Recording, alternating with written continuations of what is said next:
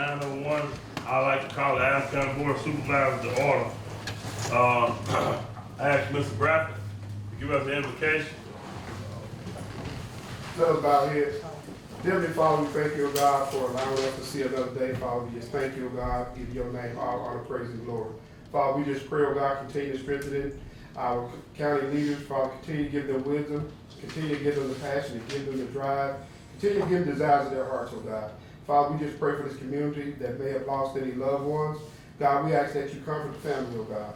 And Father, we just pray, O God, that you continue to keep us safe, continue to keep our finances coming. We just pray for economic development in this county, in this state.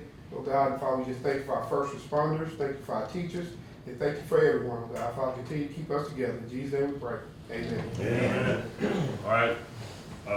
I pledge allegiance to the flag of the United States of America and to the republic for which it stands, one nation, under God, indivisible, with liberty and justice for all.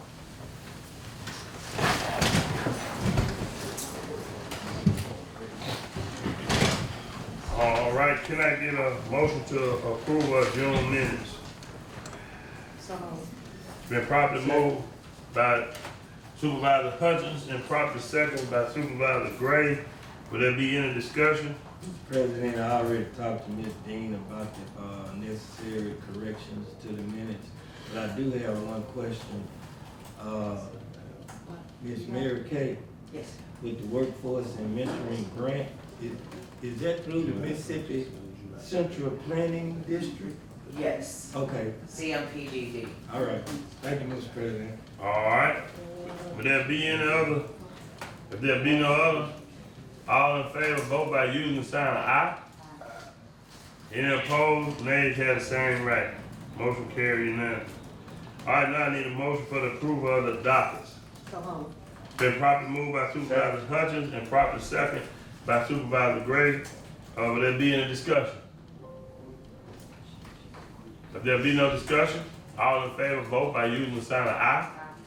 Any opposed, nays have the same right. We're down to the monthly approval of financial report for the Adams County Sheriff's Office, the Chancery Clerk, and Purchasing. Can I get a motion for the approval of all three financial reports? So moved. It's been properly moved by Supervisor Hutchins and properly second by Supervisor Gray to approve the Adams County Sheriff's Office, Chancery Clerk, and Purchasing. Will there be any discussion? If there be no discussion, all in favor, vote by using the sign of aye. Any opposed, nays have the same right. All right, motion carried unanimous. Now we're down to special presentations. Grayson, get on elected official scholarship. Now I'm turning it over to Supervisor Gray. Thank you, Mr. President. At this time, One time. Mr. President, I think Mr. Supervisor Middleton's on the on phone. Did he call? He don't. Mr. Miller. You there, Wes? Yeah, I'm here. Yes, he just. Sorry, now you have to acknowledge the general vote. I don't know if I missed that or not. Okay. And Mr. President, too, we also need to do our quarterly appropriations. We can go ahead and do that along with after the financial reports, Mr. President. What we do? Go ahead and do our appropriations for the quarterly appropriations to sheriff, tax collector. And Okay. All right. All right, well, I'm turning it back over to Mr. Gray. thank you, Mr. President. At this time, the elected officials created an elected official scholarship, and we have elected official scholarship, certificate of scholarship in honor of outstanding performance. We gladly present this to Mr. Grayson Gideon with the 2022-23 elected official scholarship. Could you come forward? And he's a green wave. I remember them days. Congratulations. Exactly.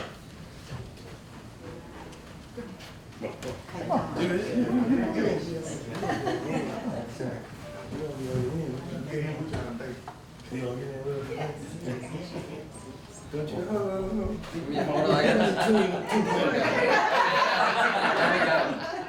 Got the right idea now. One more thing, I forgot. Can't forget this. Oh, yeah. Big old check. I'm taking it over with that check, Sean. All right. Thank y'all.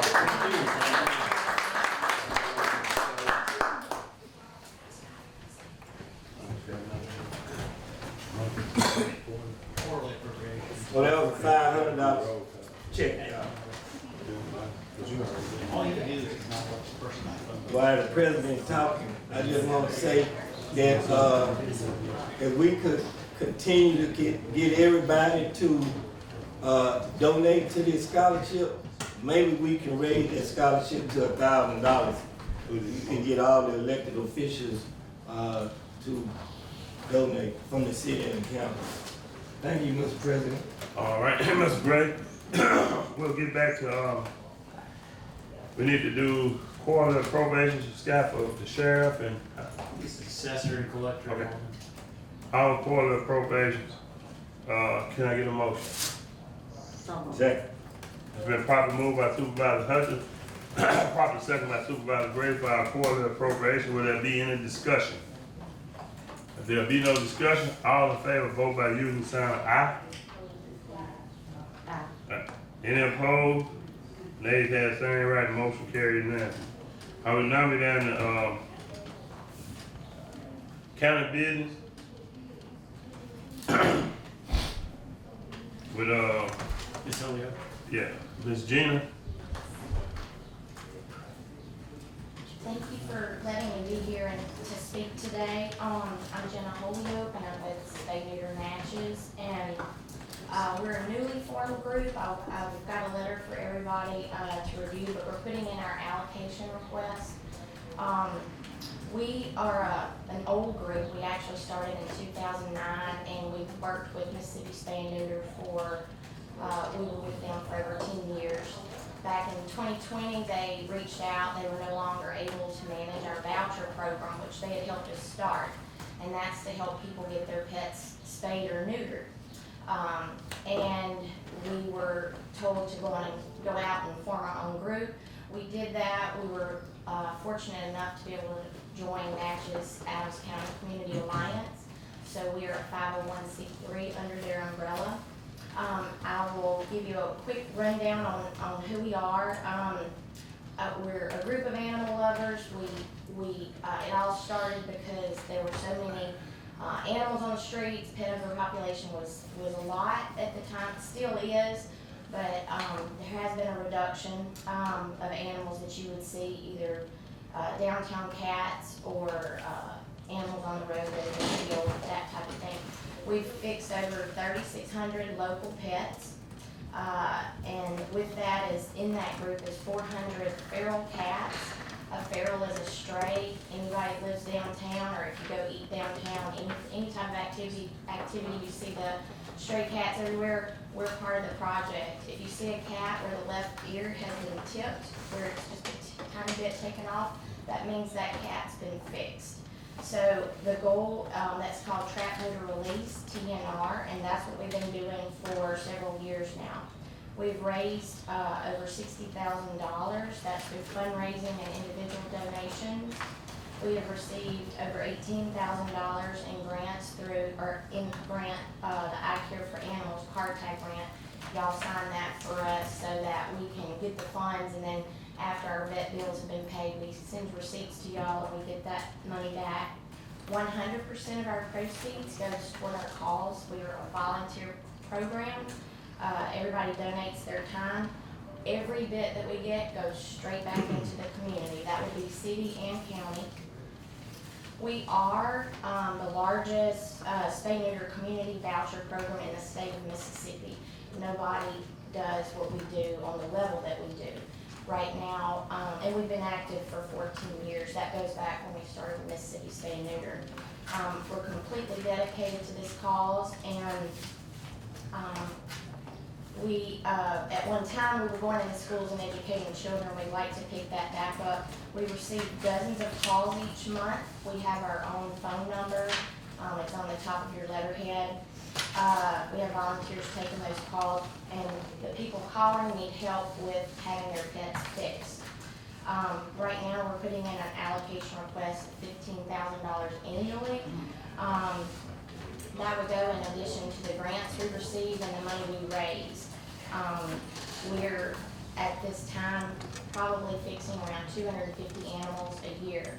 The more money that we get in, the more people we can help. We can do specials and have people get more animals fixed. Eventually, we would like to have a better camaraderie with animal control in the shelter. Right now, everybody's kind of on their own.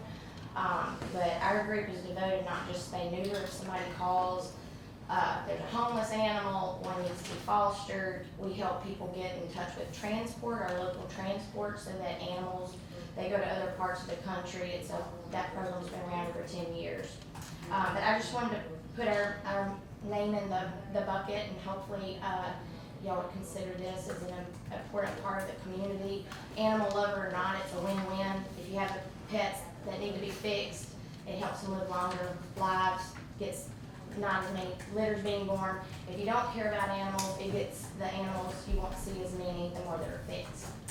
And that's it. And our number and email are on there if you have any questions. Oh, and we do have an accounting of all of our expenditures available upon request. We literally only have 2 bills a month. We have 2 vets, Natchez Vet and Bluff City. And that's the only 2 checks we write. Once a year we buy stamps and stationery, and that's it. So I appreciate y'all letting me be here. Well, we appreciate it too, because I know that is a tremendous problem in our community with animals being dropped off, and especially in the county, in the city, we deal with it. So we will definitely look at it and take your request under advisement. And this is budget time, so we appreciate what you do for the community. If there are any other comments from the table. Only thing I gotta say, Mr. President, all my life, I've been scared of cats. And I don't know if you remember with the city, Daisy Street was Cat Street. They had 100 of them running up and down the street. So one day I came home and this cat was up under where I parked my car. I'm like, get out of there!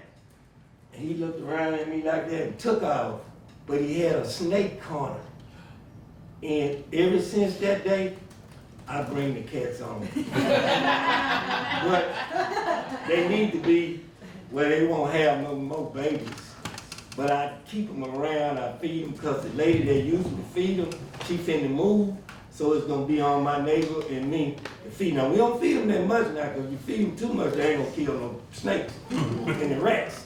So whatever we can do to help you, we gonna help you. I appreciate it. I will let you know too, we have several businesses in town that have done the trap neuter release that I talked about, Dunleaf being one. They had cats there, they got them fixed, their ears are tipped. They've been there, they're working cats, they have shelter, they put food out, food and fresh water. It's a win-win. Blankenstein's did it, Monmouth has done it, Good Hope, Vidal Davis's business, they do it. So it's a win-win.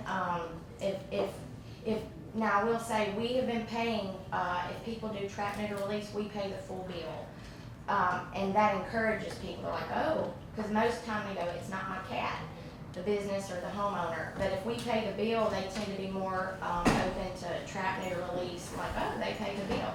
So the more we get, the more we can do that. All right, well, we thank you. Thank you so I much. got one more question, Mr. President. Yes, sir. What is the best thing to feed cats? They'll take anything. What do you mean? If you're just the cats at your house? No, I don't want to feed them anything, because if I feed them anything, they might wind up like us. Yeah. Just any old dry will do, you know. I got you. Yeah, Definitely, yeah. yeah. All right, Thank you so much. I appreciate it. All right. You had something to say, Wes? Yeah, I just want to say that quite often I do run into conversations with people where they have reached out to Ms. Holyoke for help, and I know that funding is a major concern of theirs. So I would just like to say on behalf of myself that we'll be glad to help you in any way we can moving forward. Thank you for the service you provide our community. Right. I appreciate it. Thank you. All right, thank you. All right. Mr. Barrett, Clay Strickland. Who is that? I think that's, Ms. Sills may have that Yeah, issue, and that he's might be. not here, he's appointed. former employee. That might need to be a close determination. Okay. All right. Mr. Hayward Foyer and Tawana Higgins Williams, Stop the Violence. And, all right. City government, business, if any. City government, Yeah, we got some living. That Morgantown Road project, we need to resume discussion about that. yeah. There's a question about additional allocation of funding that the city has done. City, yeah. The city's doing 40, and they're asking how to do 60. We had a discussion on our special call meeting the other day, and we talked about it, but Wes didn't want to make a decision without everybody here. Kevin was here, and Supervisor Hutchins couldn't make it. And you know, but we have been looking at different avenues. The city coming up, they doing, they was gonna do a loan for their 240,000. Short keeping, I think we was 360. But the question is, Scott, is it there? But we've been, I know, we had an overage in our, out of the striping money and the payment, we still had enough that if we wanted to go that route, we would not have to borrow the money because it was already allocated and we saved some money. And that's an avenue that we can go without borrowing it. We still have ARP, well, we wouldn't have to go, we would actually wouldn't have to do it if it's just any other options. I'm just laying out on the table what it is, but the city was already willing to go forward to move Morgantown forward with what we got, and we are definitely pushing to move Morgantown forward because the bid came in 1.3 million over the projected revenue that we had. So one of the things that I look at, we had about 200 students out there going to Morgantown School. When they closed the school down out there, now you got about 600 children out there. And we already had about 3 deaths on Morgantown Road out there. And a lot of people did not realize, you know, I even had this question to me, and I will say this, and I stand behind it. I had a lot of people tell me that, you know, my vote decides on whether you get some asphalt on Morgantown Road or not. And I literally told them, and I mean this from my heart, I would love to do another term, but I will not patch Morgantown Road to get a vote. Because putting asphalt on the top of it is only gonna make the problem worse. So you do not have drainage, proper drainage. I'm gonna stick there and get it right, or either we'll lay the path for somebody else to get it right. Morgantown Road needs proper drainage, then it needs asphalt. So, you know, it's no dollar value to me on a human life. And now we're talking about children on school buses, twice as many school buses going. That means you probably got twice as many parents taking their children to school. So this is one of them things that really need to be addressed, and I'm gonna open the floor to the attorney and the other, my other colleagues at the table to see what avenue, where we will go from here. If you wanna come in for me, I'm ready to make a motion, either 2 places we could get the money from, like you said, Mr. President, or the AARP money. We don't, I don't know, and I do know we have overage over, on that, if I'm correct, Scott, would that be available? Our money persons, I think we had the overage enough to cover that on the road, on our previous road bond. You have right now committed 300,000 to Morgantown Road. The city's asking for approximately another $300,000. Yeah. There is an overage. The use tax has $937,598.98. So if you took out that's the 937 is including the 300,000 that's committed to the Morgantown.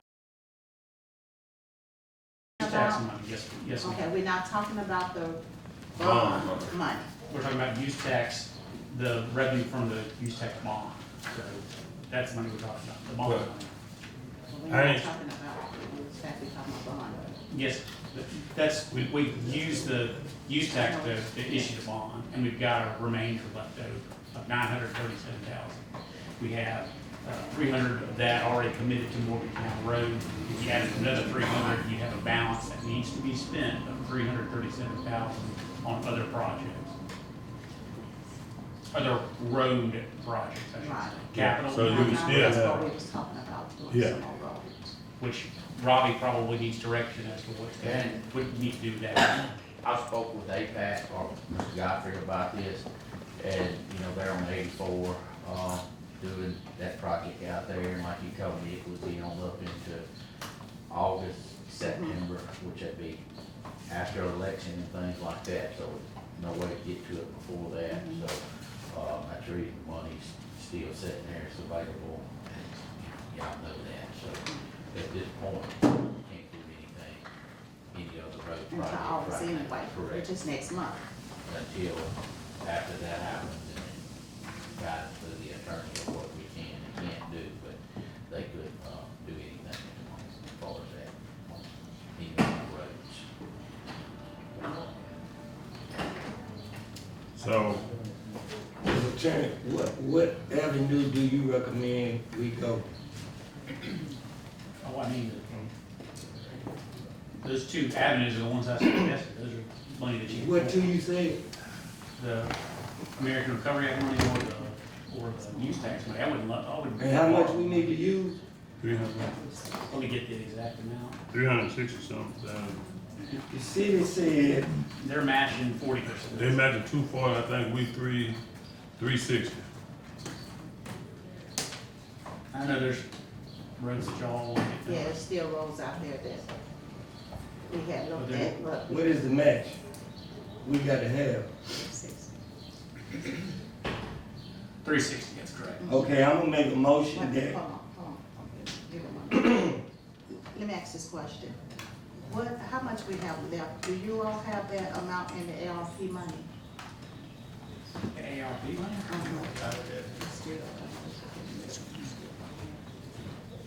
I would.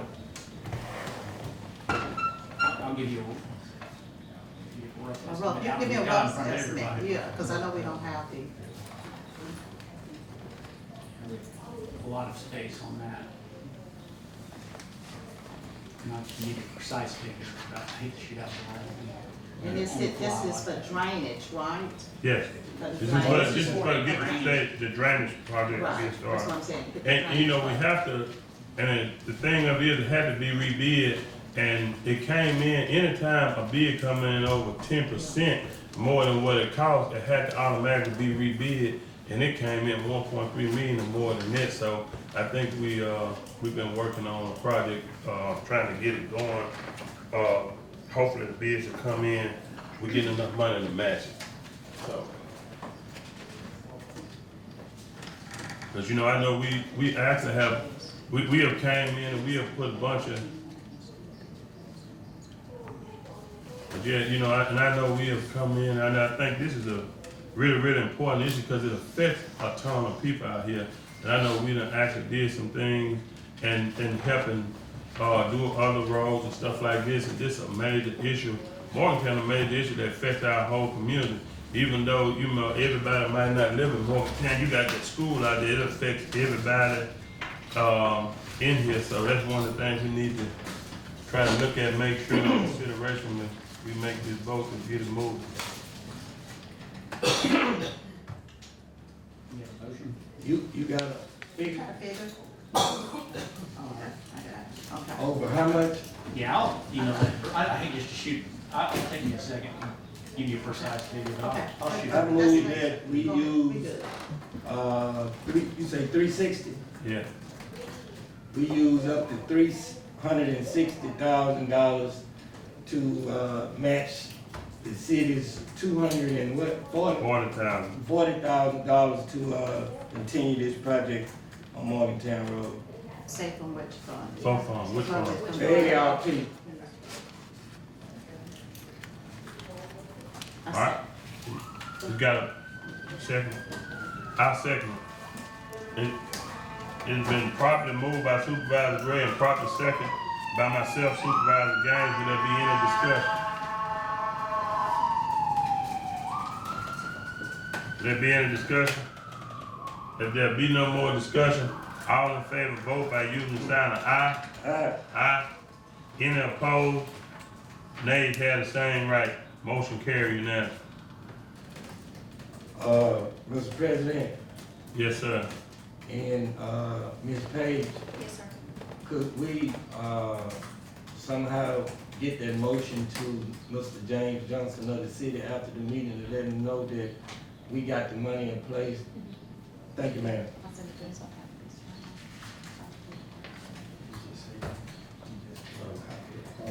Uh, So Yeah. 300,000 is coming. 360. No, but I'm saying the first one is 3 out of the bond and 360 out of the ARP. Yeah. yeah. That's what was supposed to come out the bond anyway, right? Yeah, correct. Yes, I'm Dr. Martin. correct now. Okay, I didn't make sure I got my number right. All right. I see some folks, come in. Is this, anybody Barry Strickland? He's probably not gonna show up. I think that was what Network was talking about. Okay, not Barry, to stop the violence, Haywood? Yes, sir. That's you? Yes, sir. All right, take the mic, I want you to go ahead. We had skipped over and moved forward.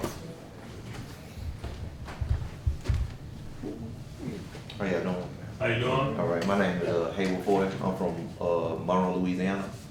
Sorry about being late. It's just something about that drive, coming here, the speed limit and stuff like this. So I should have left a little early. So on July 15th, we're doing my nonprofit organization has collabed with the city of Natchez, Workforce, Parks and Recreation to do the Stop the Violence Bike Ride Community Outreach Day on the Bluff. And I just wanted to come here to reach out to the board and try to get y'all support and sponsor anything that y'all could to, back this event. Back home, there was an increase in violence or whatever. This is my third year doing. This year was the third year doing the Stop the Violence Bike Ride Outreach Day in Monroe, Louisiana. So me and Miss Sonora Cole, right along with the mayor, decided to bring it here. Since Sonora does not work there anymore, but when she started working there, we talked about the violence and stuff that goes on here in Natchez. And every time I come through Natchez, I just really pass through. I never knew that, it's a lot of violence that go on down here. But since I've been tapped in here, I kind of keep up with, the crime that goes on here. So that's all I came today, to just get y'all support and the back to Stop the Violence Bike Ride Outreach Day. Now, it's just not about the bike ride. The bike ride is just something fun for the youth to do to get them there. And once we get them there, then we will do giveaways, gift card giveaways, and also bicycle giveaways. But they also get a message and hear a message about, what can we do to stop violence, and also get messages from people who have how violence have affected families and different types of things of that sort. Yes, sir.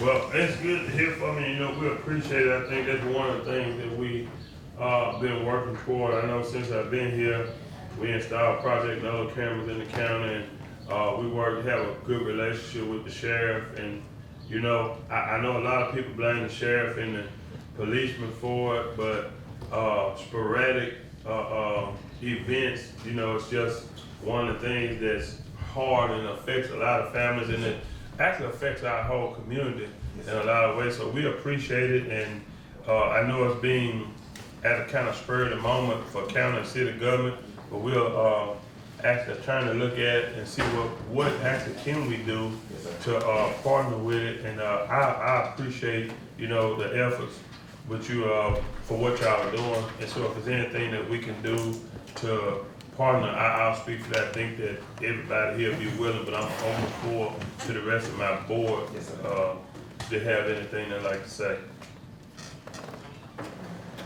Mr. President,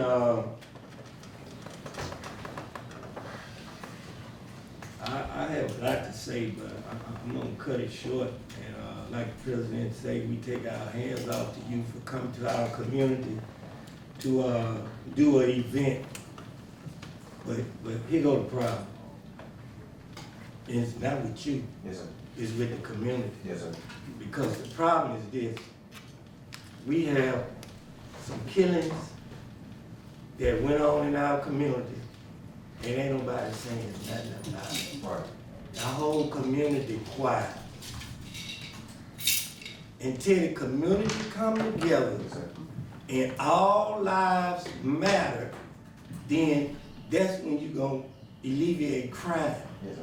Because I live on the north side of town. When somebody get killed on the north side of town, it's so quiet up in here, it's so quiet over there, it's so quiet in the community. And I used to be on the city council, and I said it then and I'm gonna say it now. When you shoot a gun in the air on the south side of town, you got a town hall meeting. People getting killed on the north side of town, and ain't nobody meeting.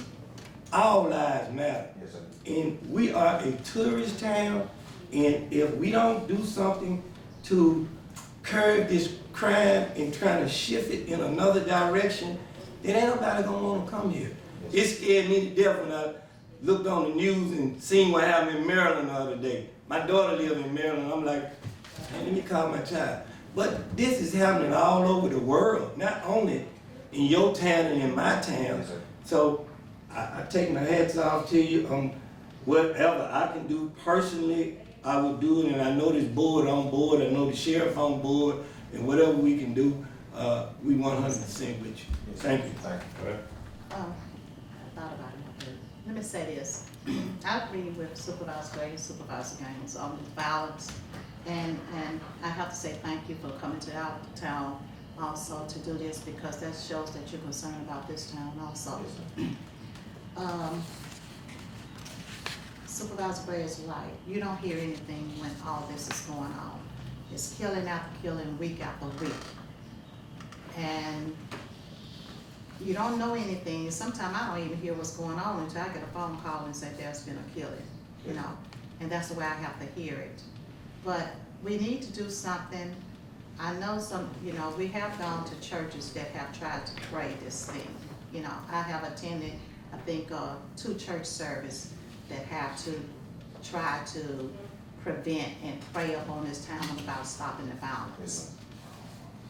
We're gonna have to probably patrol more often. There's a lot of patrolling need done, because I get calls about, even at my neighborhood watch, I get my constituents saying, I can't go outside because of the gunshots. You know, they're afraid, they say they hit the floor once they hear. And when you started getting gunshots in the daytime, usually you only hear the violence going on at night. But now it's in the daytime. And that's a big problem when you have drive-by killings in the daytime. So I agree, if anything we could do to try to help. I don't know if we can do this legally, but I know we could do it from our own personal accounts or whatever. But if anything we could do, we'll try to do our best in helping. All right. Well, we appreciate, Mr. President, can I say one more thing? yes, sir. I want to make this known. The problem that we are facing is way bigger than the sheriff department and the police department. This got something to do with the entire community, the judges and everybody else, because when you do a crime and there's no consequences to the crime, you're going to continue to do the crime. Yes. So the judges, the elected officials, the sheriff, the police, the community need to come together. That's the only way we're gonna alleviate and make it a safe community like it used to be. Thank you, Mr. President. And that's the, not the that's the same thing like I deal with back home with like our aldermen and our officers and our mayor and stuff like that. And they it's just me. It's just me just trying to be a leader in my community and just the whole community and try to do something with at least try to save the youth. But then,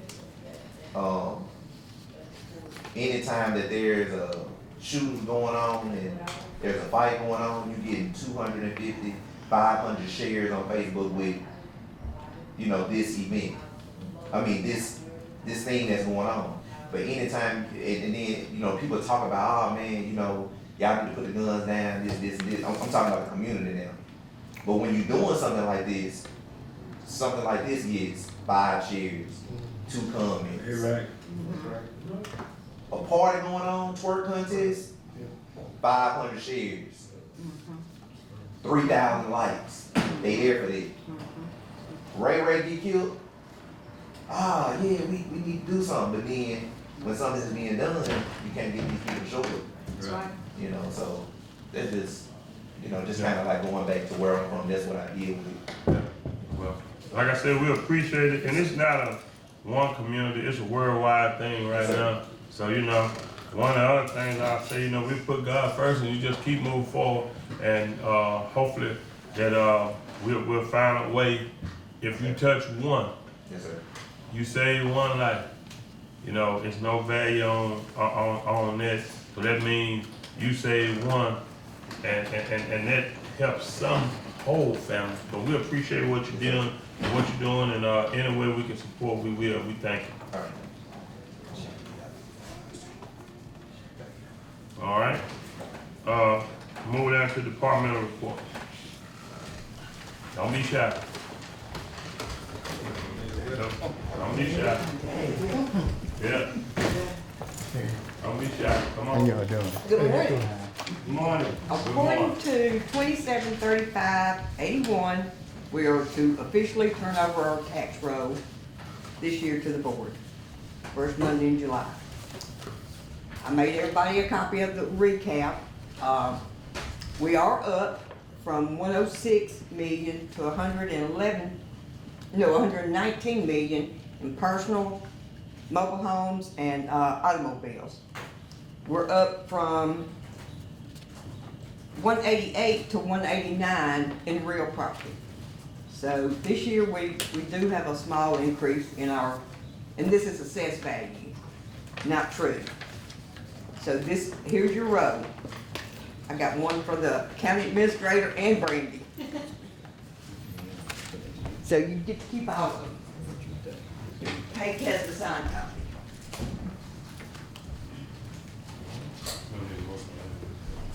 Fine, if they file the tax roll pursuant to the statute. 273581. Isn't there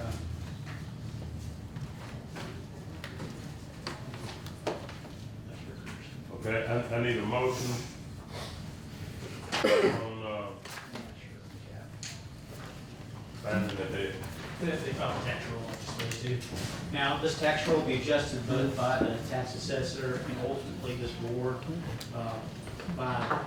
usually by the first meeting in August, sometimes. Correct.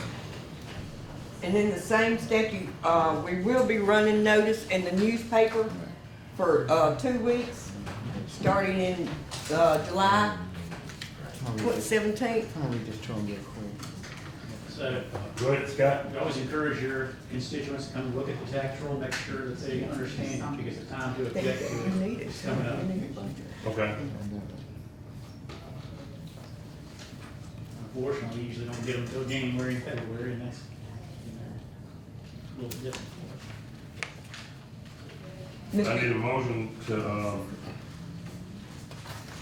find that they have turned the tax roll over, in the correct time. So moved, it's been properly moved by Supervisor Gray.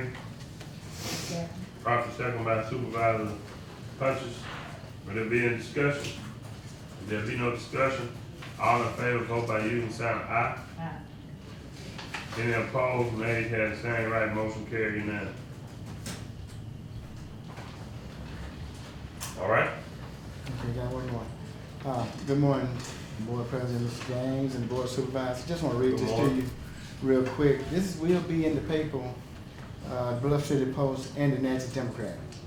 So when you're looking on Democrat, it'll be on the July the 7th and July the 12th of 2022.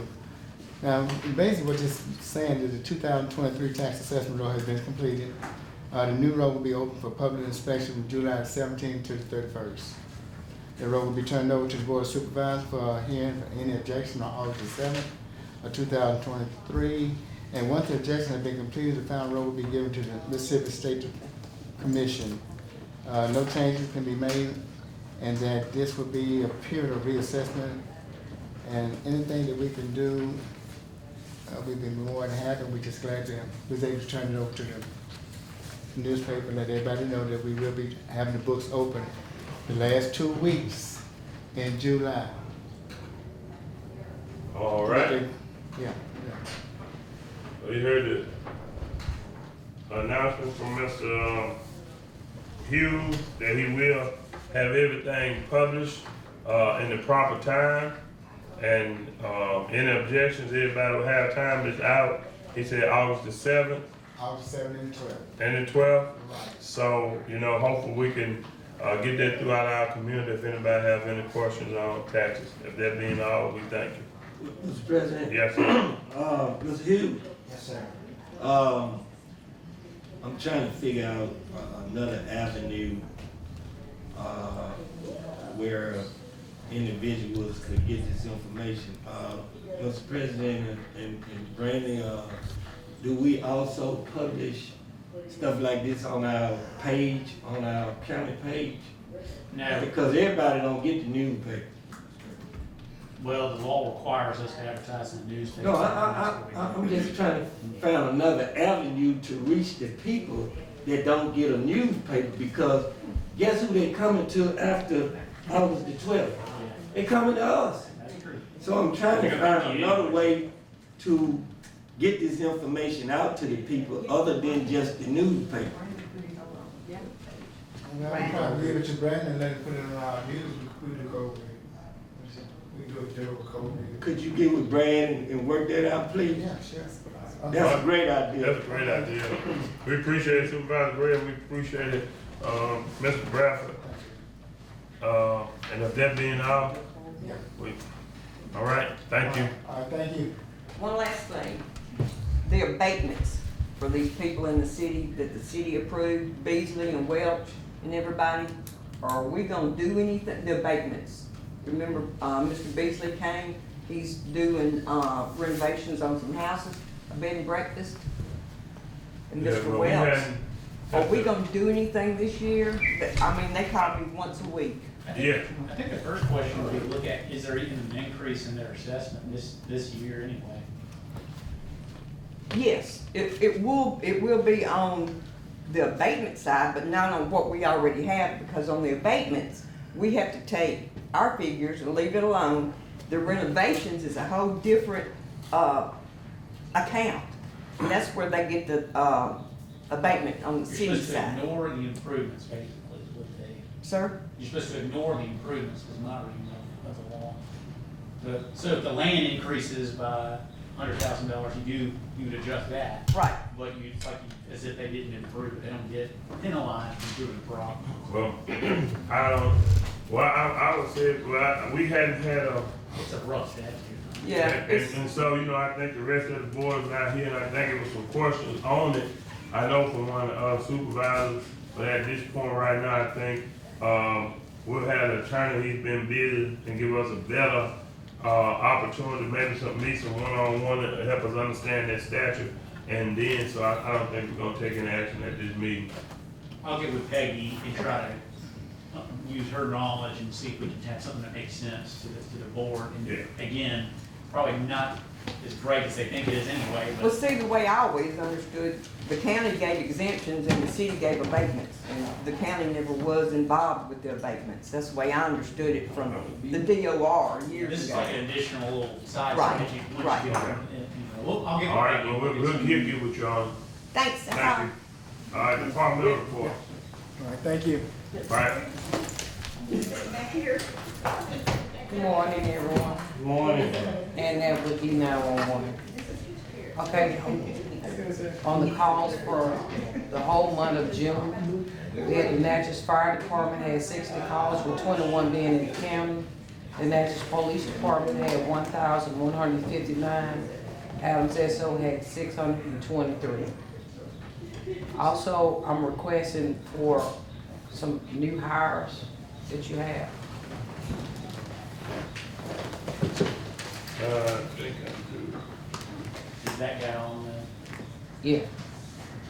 you wanna hold him? There you go.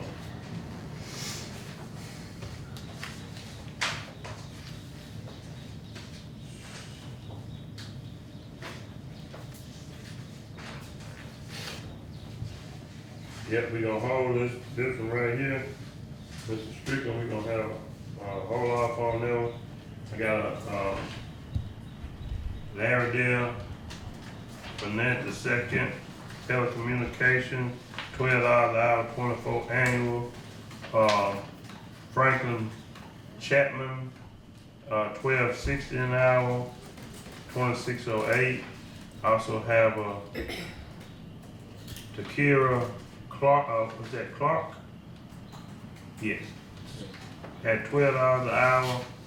And I also have that Jackson Katrina Jackson. Huh? Katona Jackson. Okay, Katona. At $12 an hour. Okay, Chapman is gonna be part-time. He's a rehire. He's certified.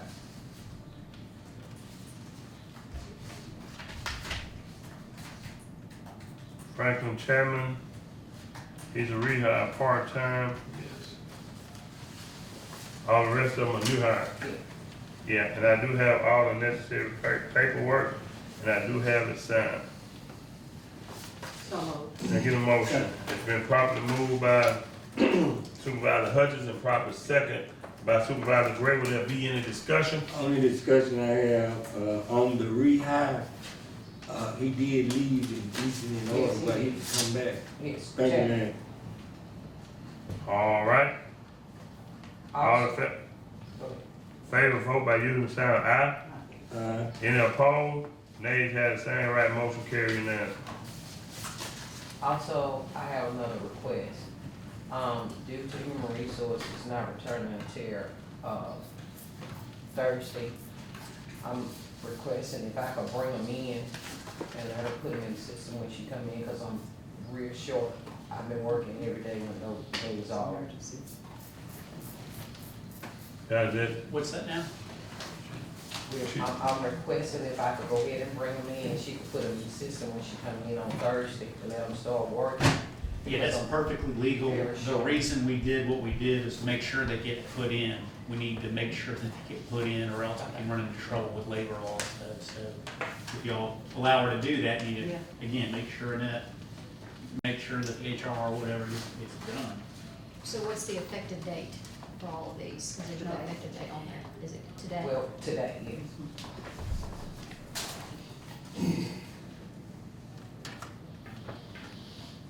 That's all I That's have. just an internal thing we do to make sure they get put on payroll, so if it doesn't happen, It's an emergency. Do I need to, wait for executive session? You do. I'll straighten. yes. If you don't, I mean, if you're not waiting, you're gonna definitely need to come back. Okay, that's fine. Thank you. All right? Department reports next. Good morning, board. Just got a couple updates. We know we had a storm from June 27th. We had a total in around 5 houses that was damaged. We had numerous widespread power outages and a lot of trees and stuff down on that. I want to thank the road department for getting out, doing much as they can with these storms. And we want to remind people, when you get damage to your properties, don't call me, I'm gonna call my office, because they only gonna send you back to me. And we need to record that damage, because that's where we have to have that damage in order to get tarps out.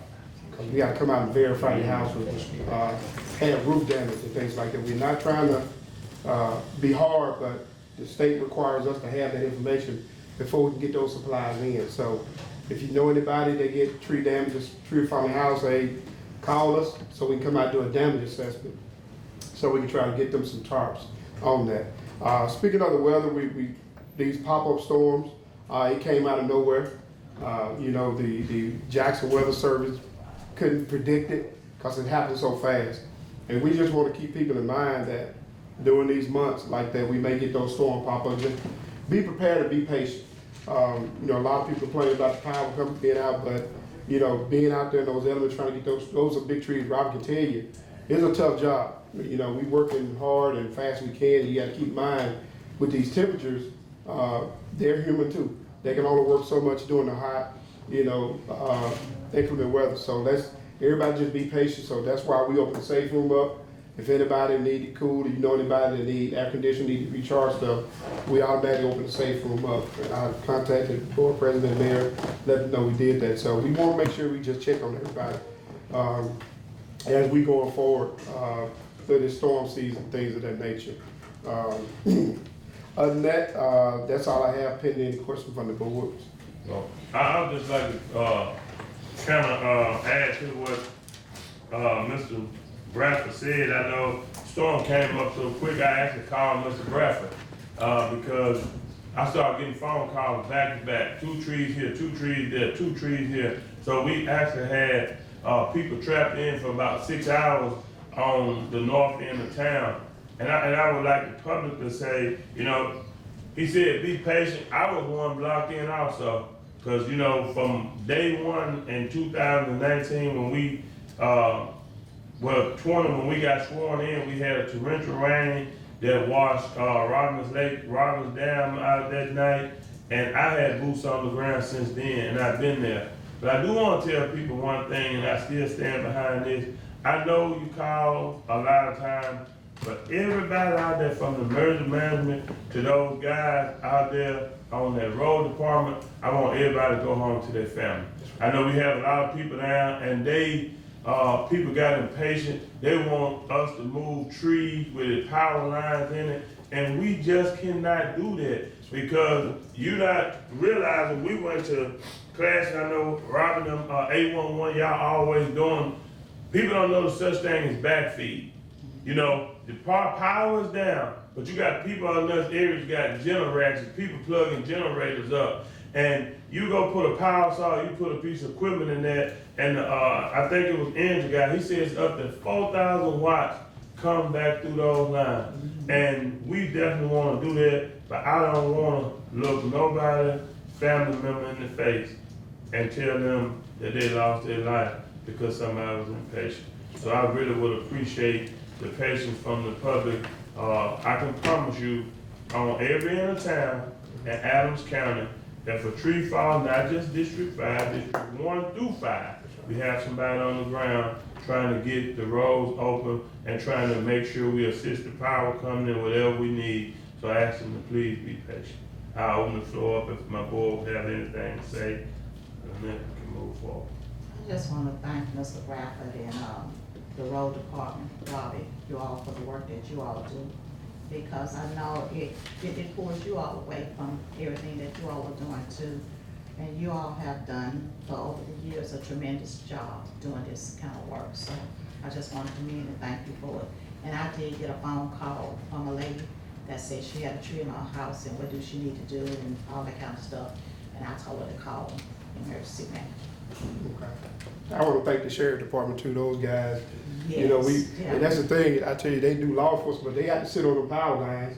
So we have to try to get those guys back in service fast as we can. So people just gotta understand, you know, we working, we not, like I say, we gotta be safe too because those energy crews, they're not gonna send their people out until it's safe. So we have to do the preliminary work of try to get there, mark those trees off, try to get code reds out, tell people, you know, turn around because people just want to get out sightseeing. I think that night on Morgantown Road, they had people, there's 2 big trees down, and you couldn't see them. You know, we always had people running to those trees, so we just tell people, you know, if it's raining, you know, unless it's an emergency, just stay home until we get it all clear. Thanks. Thank you. Department report. President, Yes. Ms. Mills? I would just like to add to that, everyone hit spot on. Brad, you know, I know your team does a great job. We stay in contact. We all know the road department does a fabulous job. Sheriff's department was sitting on trees in my area as well that night. But also another group that needs some thanks is volunteer fire department because they did have guys out with leak testing so they can get back on duty. So I want to thank them as well. Yeah, thank you. All right. Good morning, board. Just to piggyback off of that, it's probably getting worse out there for people's patience and waiting and wanting to get it done for the power lines. It was 3 days this time on some of them. We pulled up on the gentleman, had a chain hooked to one. He was in a power line. We tried to tell him we couldn't do it. He was trying to pull his truck off in the ditch, ended up getting up next to a fence. You know, it's nothing we can do when we get out there. We do try to block them off. Mr. Bradford's got some new signs that he's put out. The sheriff deputies do stay there. We have to continue moving on. We can't just sit there in our department. We move on to the next ones that's down. Morgantown Road did have 2 big ones down. We had cones out. We got back next morning, our cones is gone. You know, what do you do? I mean, you know, we put them out, somebody takes them, I don't understand why. I mean, they put somebody's life in danger when they take them, and we did have a car run through a tree. Once the utility company got out there, got to working, I got a call from Entergy on Morgantown Road. This is how dangerous Morgantown Road is. We're fixing to shut down work if we can't get blue lights on the scene. Our guys are scared to death to work out here. That's how bad Morgantown Road is. So I called Buddy Franks. Buddy Franks got a hold, I guess sheriff, whatever. They had to send sheriff deputies out there to run blue lights on Morgantown Road for them to put power lines up and restore power to the public. Our guys are in danger every time we go out. And like I said, I can't stress it enough. As Mr. Gaines said a while ago, I want them to go home the same way they come there that morning. It was right at 1 o'clock after midnight, the first night we went in. The next morning, we waited on utility companies. They give their guys 8 hours rest. Once they stay out 16 hours, they get 8 hours rest. So we're at their mercy. It's nothing we can do. Right. And I want the public to know that. Entergy had on the radio, we're restoring power in these areas or whatever, be patient. So, like I said, I just want the public to know we're doing all we can do. They can call that office, talk to Mary Ann, Meg, ramp Ray, tear them up, eat on them, how come it's not? We don't work for the utility companies. Right. We're opening the roads. Mr. Dollar. Yes, sir. Mr. President, this is the most important thing going on, and y'all might not realize that. We got some people in this community putting the wrong information out to the citizens. That's why the citizens are getting mad, because people putting the wrong information out, telling them what the sheriff department and the supervisors and the road department supposed to be doing during a storm. They need to stop lying to these people, and they're making it hard on the community because they're putting the wrong information out there for selfish reasons. They don't care about the community. Because if they did, they wouldn't put the wrong information out there. I'm just telling it like it is. Well, like I said, we do an excellent job, I think. My guys, up to this point, have been going home the same way they got there. It might not happen the next one, I hope it does, but like I said, it's hard out there.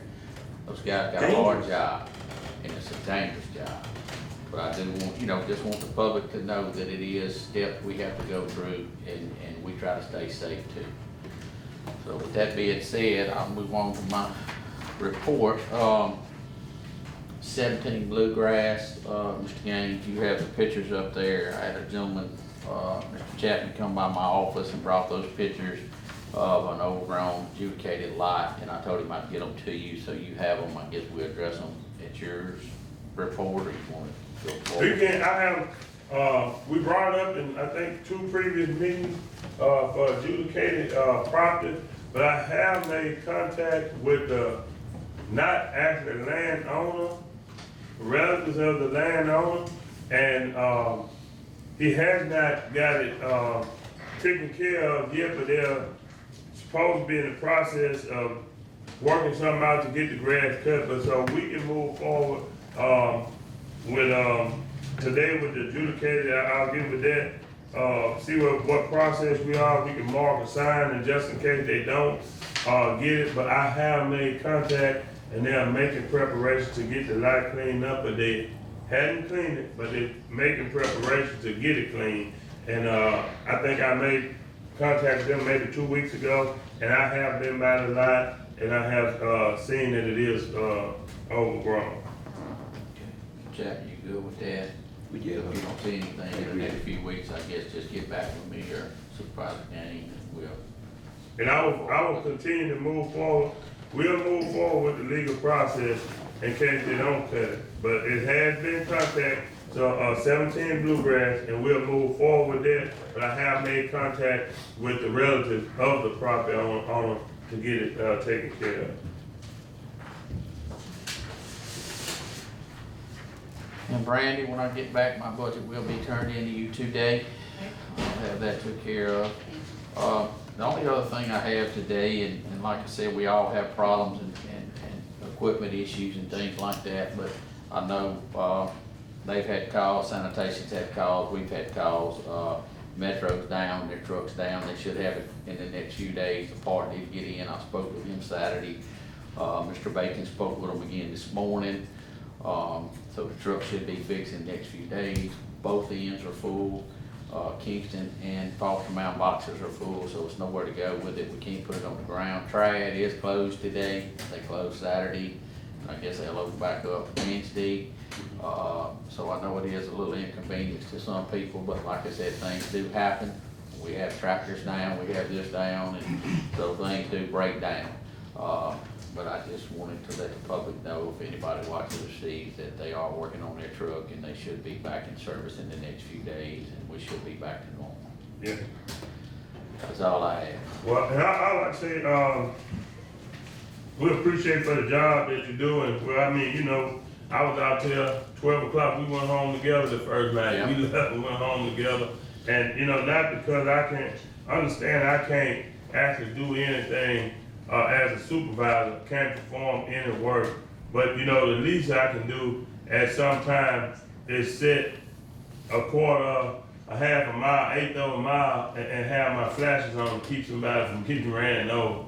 Because it's dangerous out there. I mean, it's literally dangerous. People will see them in the road, and they will actually never check up. They'll keep driving fast, and you know, like you said, it's a lot of miscommunication going around the community, because a lot of people don't even know the system to call 911. I'm on the text with our weather app, and I can guarantee you can look back, not just what I'm saying, I probably put in 12 trees within a matter of 2 minutes. My fingers got so just typing so much, because I was getting a bunch of calls, and a lot of people don't realize that we call 911. 911 was jammed up, but I don't mind you calling. If you can't get anybody, I would definitely direct you to the proper place. And so I ask that y'all please be patient with us.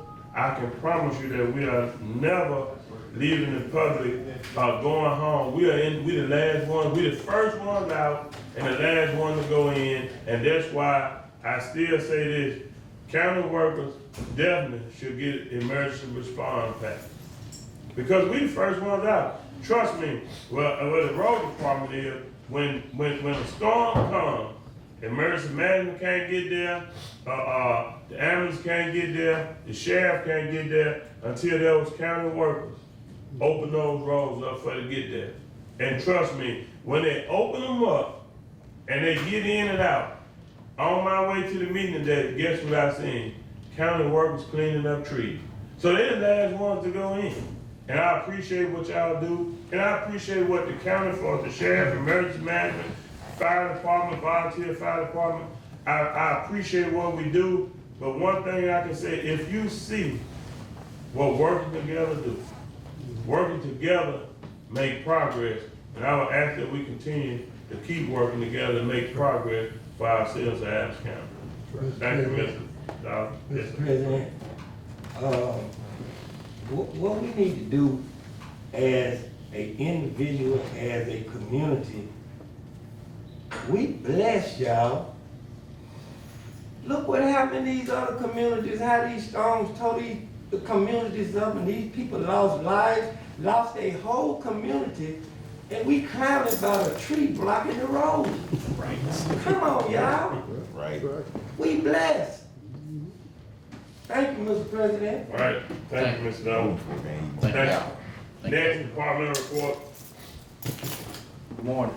Good morning. This is Darryl Smith, Fire Coordinator. Like to piggyback on that also, thank the volunteers and all first responders and also everyone that works for the county, you know, for the things they do for the community. All I have is, you know, tomorrow's 4th of July, I want everyone to be safe, especially with, you know, shooting firecrackers and stuff like that with the fireworks. So just be kind of safe and responsible, you know, because we haven't really had a lot of rain, so it's dry. You know, we're supposed to have some coming up, but just need everyone to be safe. All right, thank you, Mr. Smith. Mr. President. Yes. Yeah, when you say 4 bills? Tomorrow?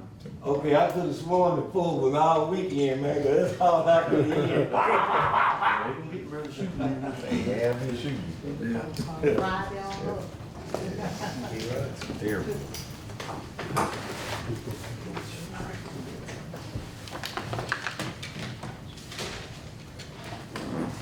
Good morning, board. Good morning. I'm doing my presentation, then I do my bid opening. You wanna do what? I do my presentation, then I do the bid opening. Come on, okay? Presentation. Starting project, they finally got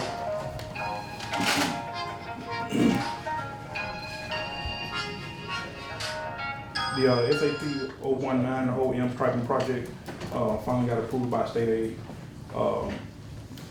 So we have a tentative schedule of a pre-construction meeting for July the 13th at 10. But that is contingent on state aid's availability. They haven't been available by phone call the last couple of days. So they, if I can get confirmation on that, and we have the bid open, the pre-construction meeting on the 13th, then we anticipate construction beginning the week of the 21st of July for the striping project. But it's all. Can you send me the approval letter? Which? Okay. Yeah. Well, the county should get the green book that's approved. Yeah, a date on that?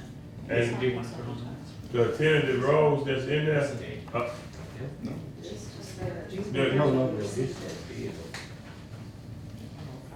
And, so those are the roads that we presented last time, you know.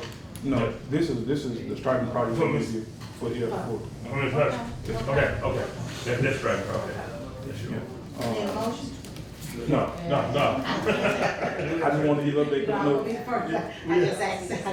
I just want to give a little bit, because no, we've been asking, so we finally got the package back from state aid, so. We reached out to the contractor, but like I said, state aid has not been available, so if they agree to the 13th, then we have a pre-construction meeting on the 13th. Okay. All right. Say July 13th? Yeah. Okay, that's my birthday, so we're gonna have. The MCWI grant, we received the executed contract back from the management group. Now we have to do is just reach out to the management group to find out what the next step is, because their anticipation is for design and bid. And so since that project doesn't meet the threshold for bidding, and we're gonna get the ACWA to do the work, I gotta make sure that's okay with them and how they want to proceed with issuing that work order for that work, for Deerfield Road. Okay. All right. And lastly, update, safe roads for all grants. I provide that list, because I know I gave the wrong list last time, so that's the updated list to show you what roads are on that we will be submitting for, how much each road costs, how many crashes on each road, how many road lane departures on each road, and then the total that we'll be requesting for the 80% that will be approved by the grant, and then the 20% that the county will be required for. All right. So with that being said, with submitting this grant, there are some documents that needs the board president's signature. And so one of those documents is the SL 424 form. That's the normal form that we always submit for federal assistance. It's been filled out, just need the board president's signature on it. I need approval for them to do that as well. And at the same time, the 424 assurance of construction program form. All right, I need a motion to be able to sign these, the documents that the engineer just spoke. Can I get a motion? It's been properly moved by Supervisor Hutchins and properly seconded by Supervisor Gray. Will there be any discussion? If there be no discussion, all in favor vote by using the sign of aye. Any opposed, nays have the same right. Motion carried unanimously. Well, that's all I have for as an update. Okay, thank you, Mr. Ford. All right. Next, we have the bid opening for EWP project number 5306. And that's for Magnolia Bluff sites number 2 and 3, as well as Lincoln Heights, 24 Lincoln Heights. We had 3 bidders on the project. They were Hope Enterprises, G. Rayborn Contracting, and Campbell Construction. And I will be opening up the bids in the order in which they were received this morning. Okay. The first bid I'll be opening will be Hope Enterprises. Their certificate of responsibility number is 2412 98-MC.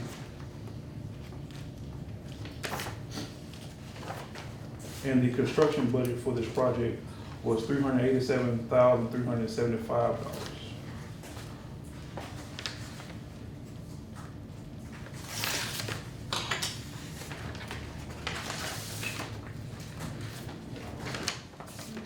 The addendum is acknowledged.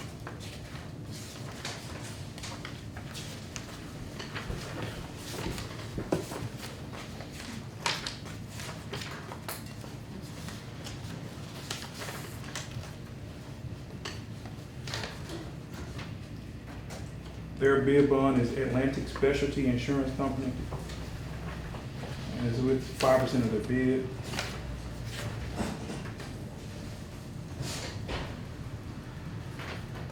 Affidavit is signed and duplicated. The proposal is signed by a managing member of the company.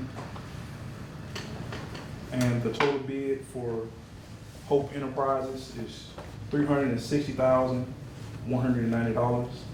Again, that's $360,190.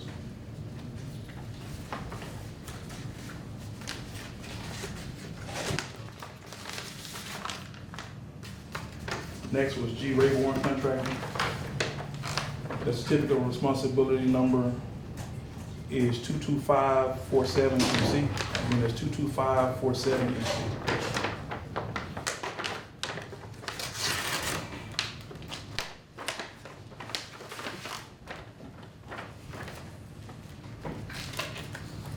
Addendum acknowledged. Their bid bond is with Granite RE Incorporated. Who is that? With Granite. Oh, this is for, I'm sorry, this is for G. Rayborn Contracting.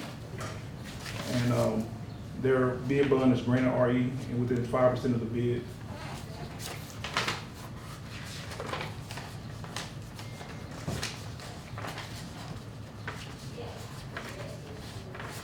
Affidavit is signed and duplicated.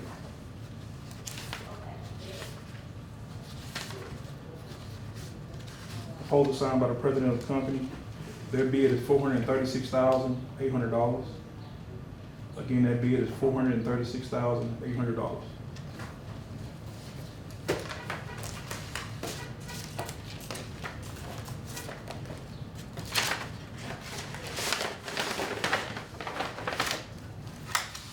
And the last bid I received is from Camo Construction. Their certificate of responsibility number is 12423MC. Again, that's 12423-MC.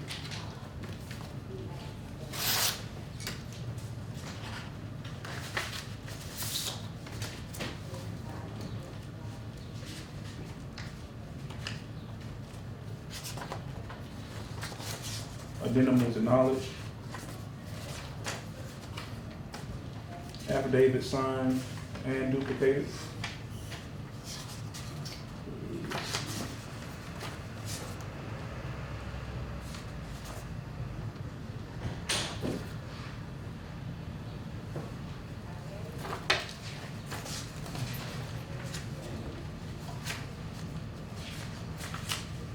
I'll find a bid bond. Where a bid bond is though.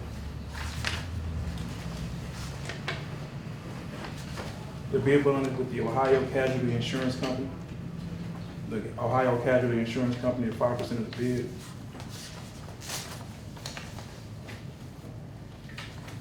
The proposal is signed by the president of the company.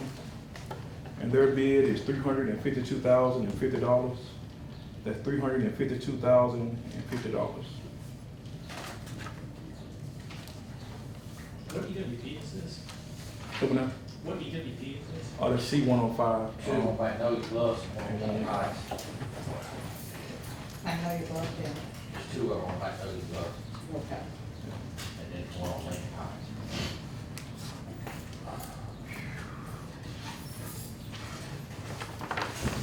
Right now, it appears that Camo Construction is preparing a little bit. You will give me an opportunity to go back and verify the bids, and I'll come back and make a recommendation. All right, you heard the engineer, so we will take it under advisement and allow him to go back and, do the necessary things he needs to do, and we will, make our, choice on the next board meeting. I move that we take it under advisement. Yes, okay. If I bring back this. You're gonna bring it right back next, Huh? our next board meeting today. Oh, you finna go, oh, you gonna do it now? Do we need a motion for him to do, I move that he take it under advisement. You don't, You don't need that. We don't? He just gonna take it he on just said, come in, advisement. but he coming right Yeah, back he coming on. for the meeting up. I thought we always make a motion. Well, you can. Don't we do that? Well, make a motion. Go. I move that IMS take the deeds under advisement. All right, it's been properly moved by Supervisor Gray and properly seconded by Supervisor Hutchins. Will there be any discussion? If there be no discussion, all in favor, vote by using the sign of aye. Aye. Any opposed, nays have the same right. Motion carried now. Next. Good morning, Mary Kay Doherty, Adams County Youth Courts. I have received 2 letters for our funding for Fund 112. They're giving us $65,000 this year. That grant does run from July, or that funding runs from July 1 to June 30th of '24. Same thing for Fund 117. Do you need to do them separately? Okay. Those are just letters, which I'll give you for the minutes, that we received that funding for this year. I also received some more funds from our Fund 124, which is Department of Public Safety and Planning. They gave us an extra $22,046 that we are to, they've extended it, giving us 3 months to spend it from July 1 to September 30th, which does include some reagents and some equipment. So I have to have permission to do purchase orders for that within the next 3 months to spend that money that they allocated to us. I've got the paper that needs to be signed by the president, and I also have the budget so that it can be put into AS400 so that I can begin spending that money as soon as possible. And we already have an assigned fund number for that, what you said? It's just gonna go into 124, which I already have. It's just extra funding into that fund. Okay. So it just has to be updated. I also have a contract for Martin Kemp to continue doing lab technician work for us. I believe that is in your folder because it was supposed to be done last meeting, but I have another one just in case. Okay, awesome. This one. He's currently working as a lab tech with us, and he will just continue for 3 more months with this funding. All right, I do have it, and it has been signed. Can I get a motion? Second, properly moved by Supervisor Hutchins and properly second by Supervisor Gray. Will there be any discussion? If there be no discussion, all in favor, vote by using the sign of aye. Any opposed, nays have the same right. Motion carried unanimously. That's all I had, thank you. All right, thank you. Oh, yes, sir. You remember earlier when I asked you about the workforce and mentoring grant through Central Mississippi Planning and Development District? Yes. So our district don't do that? No, Pardon, I'm not sure what the question no, is. Southwest Planning, they don't do that? The CMPD grant that we just got, that is it's a mentoring for jobs that will be starting. They're supposed to start as of, I guess, today, because it's officially first working day of July, but I don't have that paperwork yet. No, what I'm asking, I'm thinking you went through Central Mississippi Planning District. Is that right? For The grant? the new grant coming? Let me break it down to you. Okay. In the minutes, it said workforce and mentoring grant through Central Mississippi Planning District. My question was, Southwest Planning District don't do the same thing? no. I don't believe No, so. This is they a don't. different grant, and this is Okay, from. that's all I asked. Yeah. Let me tell you what that is, Ricky. That comes through that board that I sit on with workforce, with central planning. Right, to want a fuller, Right. to help with that. Right, Okay, right. I just asked. Okay. You wanna know what that grant is? Okay. I don't have all the information on that, but once I get it, I'll turn it over to you. I just want to know. Sure. All right, thank you. Thank you. Next.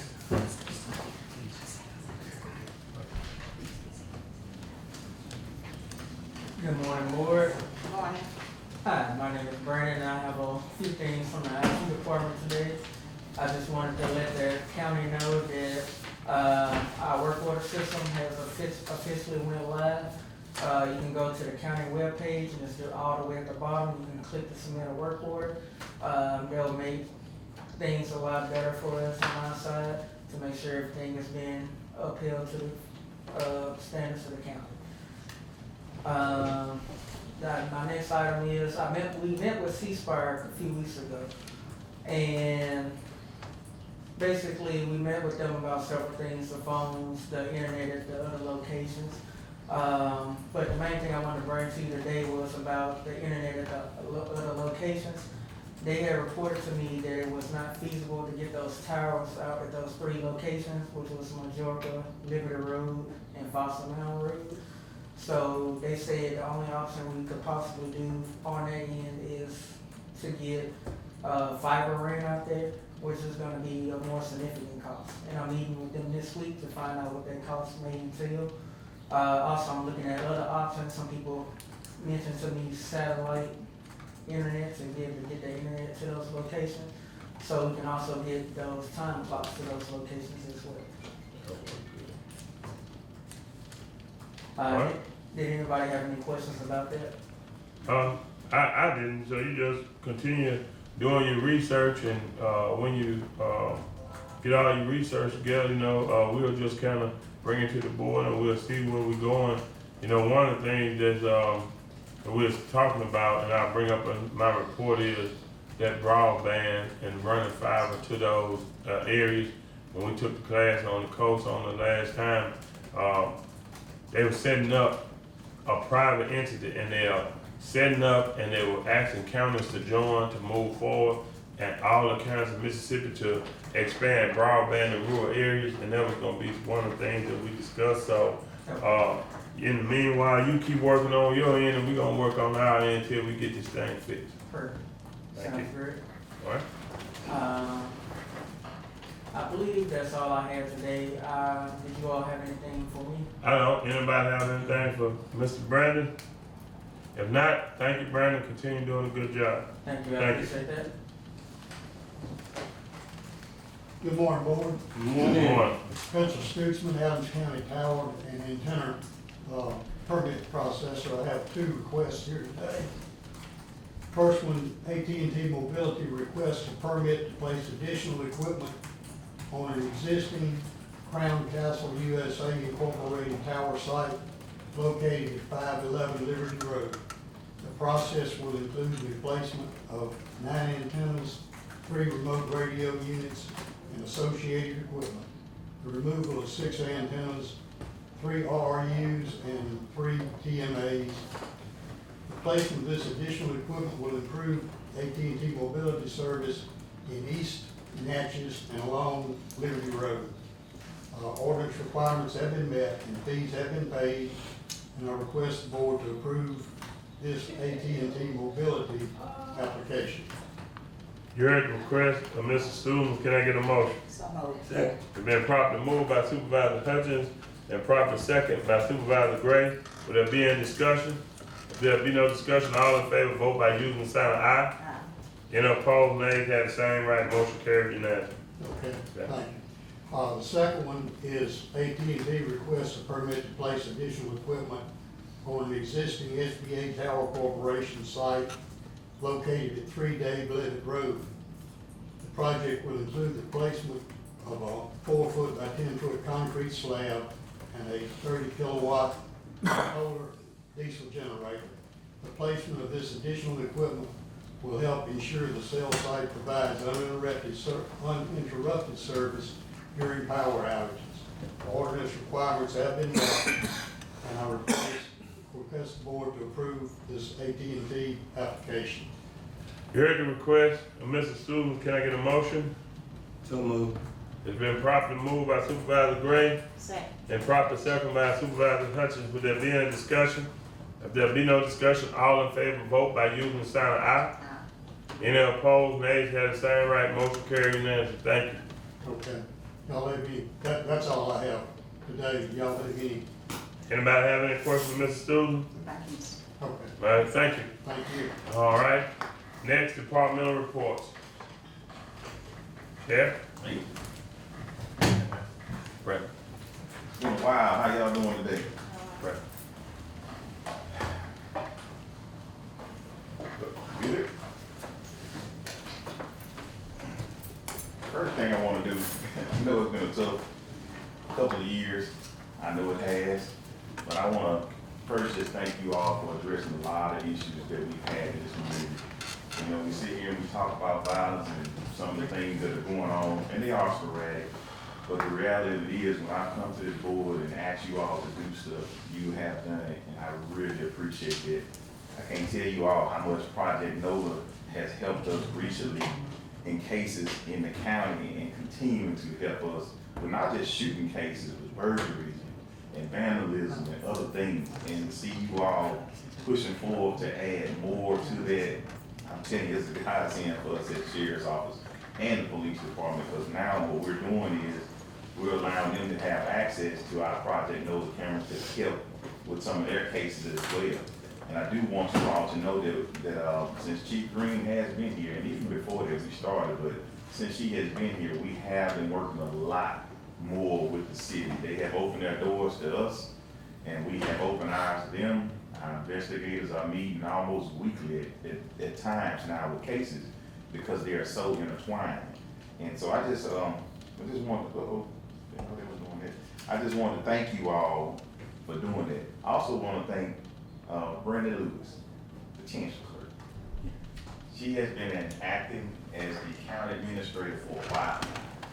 And I can't tell you how much of a godsend it's been to deal with you. You have been extremely professional. I'm gonna say this publicly because she needs to know this.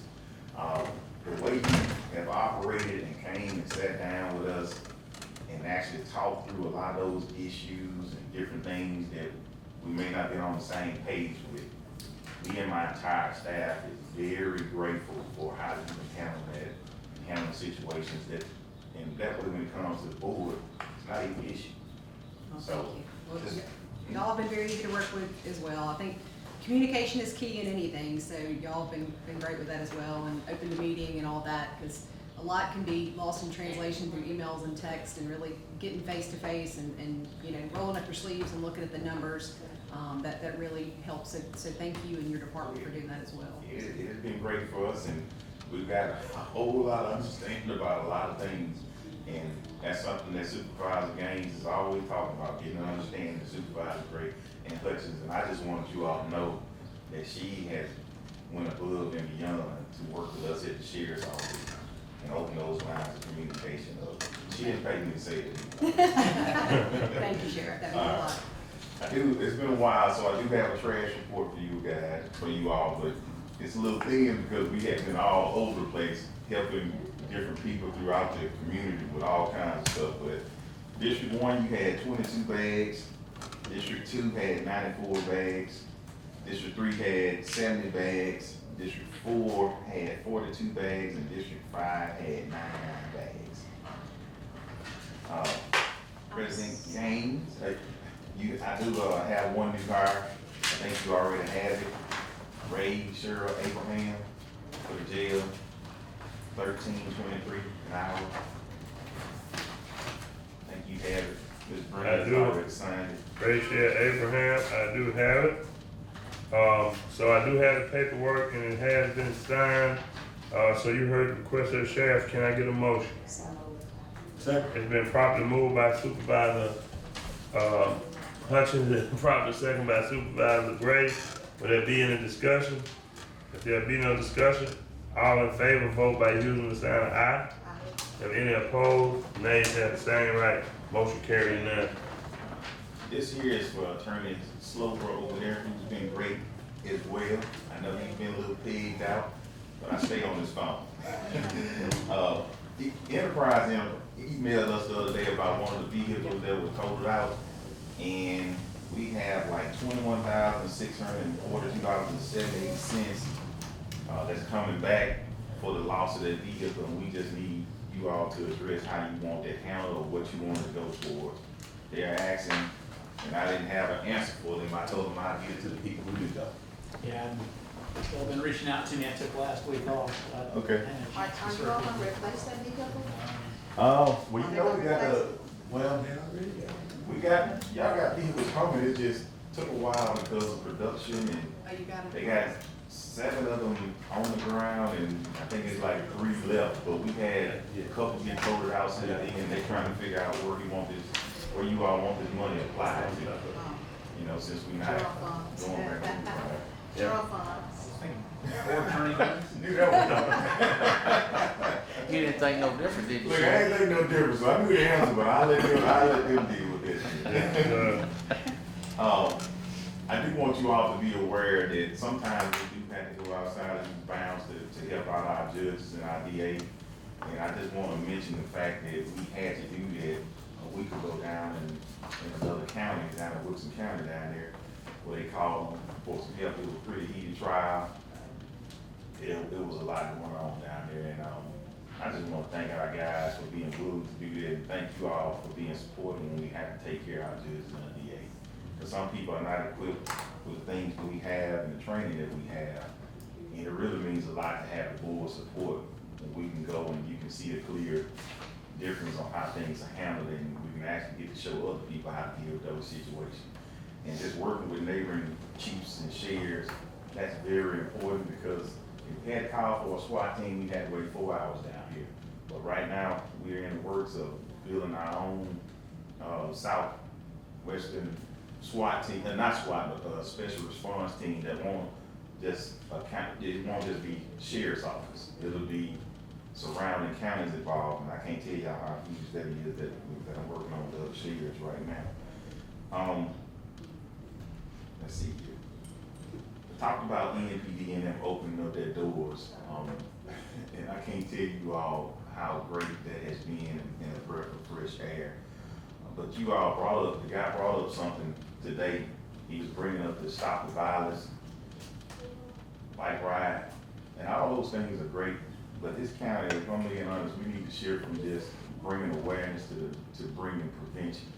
Now, what I've been working on that you all don't know is I have a whole plan and a lot of research I've been doing and talking to different groups and actually going to see what has been implemented. And we have a plan, I just can't do it alone, to attack this thing long term. Because I know everybody wants a short term fix when something happens, but the reality is it didn't get there in the short term. And you won't get out of it in the short term.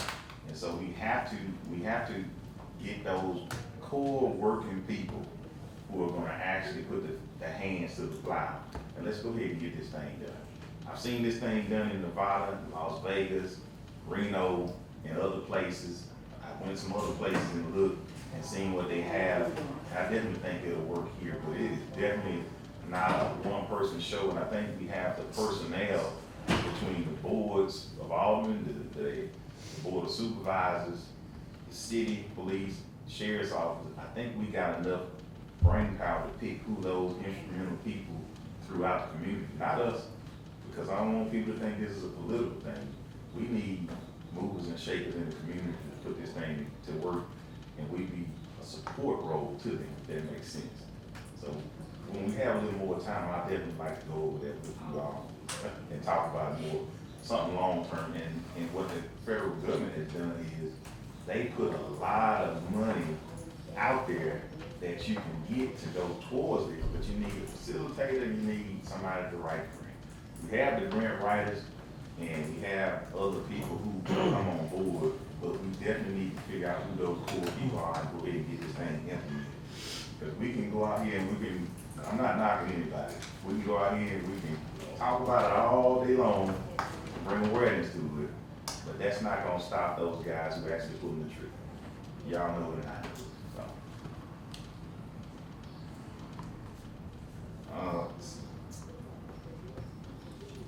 I do want y'all to know that when you seen this uptick though, did a little more research on it as well. And there's some people who we sent away who are back here now. And so when you talk about all that shooting that you heard out north, one of those guys that we sent away that was heavily involved, we did a little homework on him, and he's back now. He's back now, so it's no doubt of what's going on in that particular area because we tracked him there, and we know that But we're gonna also deal with it too though, but we know who it is. I don't want y'all to think we don't know.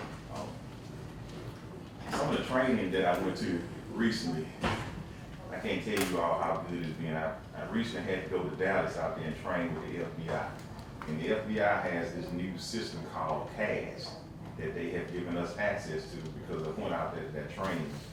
And that's gonna be another game changer when it comes to finding, locating, and pinpointing who did what. It's something brand new that they just launched. And I'll tell you all more about it a little later on. But when I tell you the access that we've been granted because of being sent out there to that, I got sent out there by Small Rules. That's one of those Smaller Rules law enforcement executives. I'm a part of that organization, and they paid for me to go out there and train with the FBI to bring it back to them and to our community. And we're already utilizing their services already. So that's gonna be huge for us. I don't wanna give everything away that they did and what they showed us and the access, but the technology that they have now is gonna revolutionize how we solve crimes. And some of the old cases that we have unsolved, we've already shipped and sent it to them to use this new technology on the hope to get them solved. I think that's about all I have, other than the fact that I'm also a part of the federal law enforcement officers training center, Flexi. Flexi is run by Homeland Security.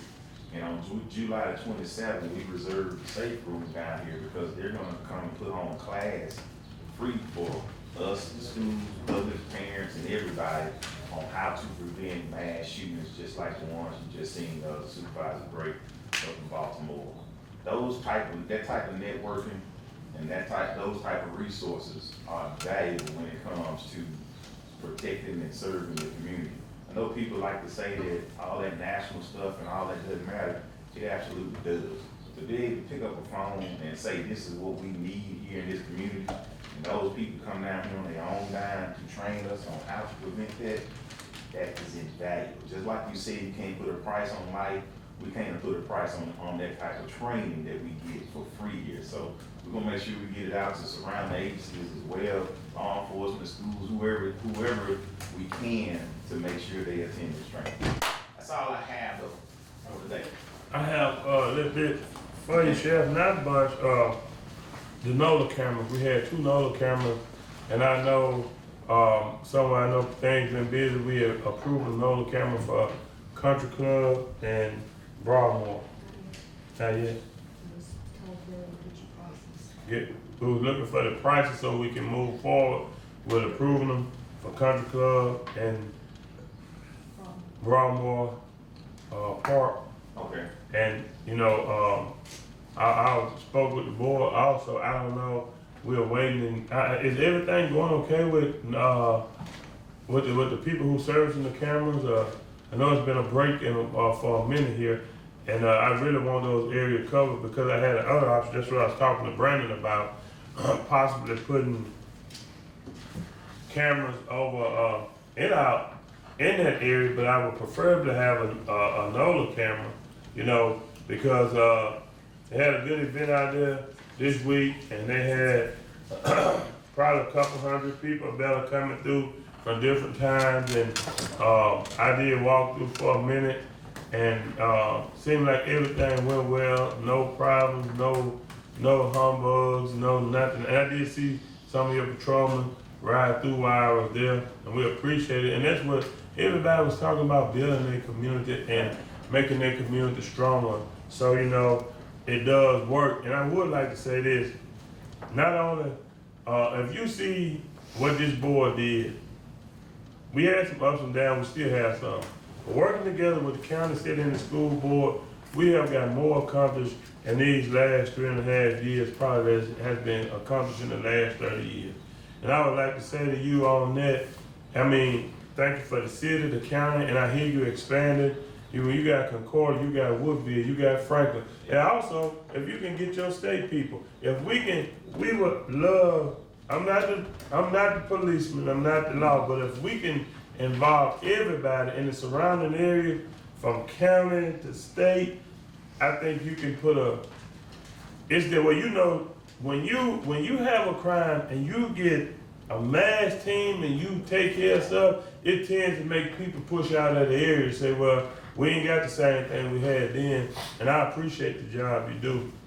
I appreciate that too, because we got every city and county surrounding us, including over in Louisiana, connected to what we're working on right now, so that we can respond in a timely manner, and that does matter. And when you can, like I say, when you can pick up the phone and call without going through all the red tape and say, this is what we have, those are the old-fashioned handshake relationships. That's right. That people used to have, where you can look a person in the eyes and say, hey, this is what I'm gonna do, and they do it. And see, all this stuff, all the things that the county allowed financially for me to be able to do, that's how it got there. Is going, visiting, training, building those relationships, and that, you can't put a price on that. Now, as far as the project, another thing, it's funny I brought that up because I do have a meeting with Brian today. Okay.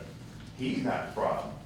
His install that other guy, the installer has. So I'll get back with you on that for sure, because that's the issue that I want to talk about with them.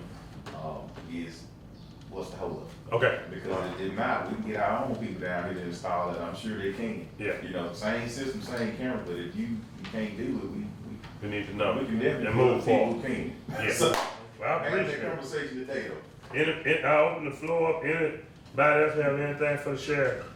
Yeah, I'm gonna get over a budget amendment proposed for the Concordia Parish thing, and we've got a line item for it, but it's not money in it, so I'll bring it forward for the next meeting. All right. Anybody else? If not, thank you. And I see the engineer is ready. All right, appreciate you all. Thank you. Thank you. Thank you. We went back and verified the three bids that we did receive. Found no error in the bids, so the bid that were in the earliest thing is called early. With that being said, in relation to UWP project 5306 for Magnolia Bluff site number 2 and 3 and 24 Lincoln Heights, we recommend that the board award the project to Cameron Construction Company Incorporated in the amount of $352.50. You heard the recommendation of the engineer. $352,000. $350. Okay. You got it wrote down. Okay. All right. Contract can extend beyond January 30th. Okay. You think the project will be done by then? Yeah. That's what my question, start finished. Yeah, the project should, January 30th, there'll be a line. As long as all right of ways and easements have been acquired. There's no delay on that. This is with Magnolia Bluff. Yeah. I thought we did it, but if Yeah, not, we might have to. y'all don't have to advertise until you got all. I'll talk to you. Yeah. I think we got it. Start finish. That's January 30th. finish October. All right. Start in October. Finish October. Finish October. Finish October next year. This year. This year. This year. January This year. 30th. We got January 30th. Okay. But it'll be through October. All right. So October, you heard the recommendation of our engineer. Can I get a motion? So move. Second. It's been properly moved by Supervisor Gray and properly second by Supervisor Hunter to accept Camo Construction on EWP project number 5306. Will there be any discussion? There be no discussion. All in favor, vote by using the sign of aye. Any opposed, nays have the same right. Motion carried unanimous.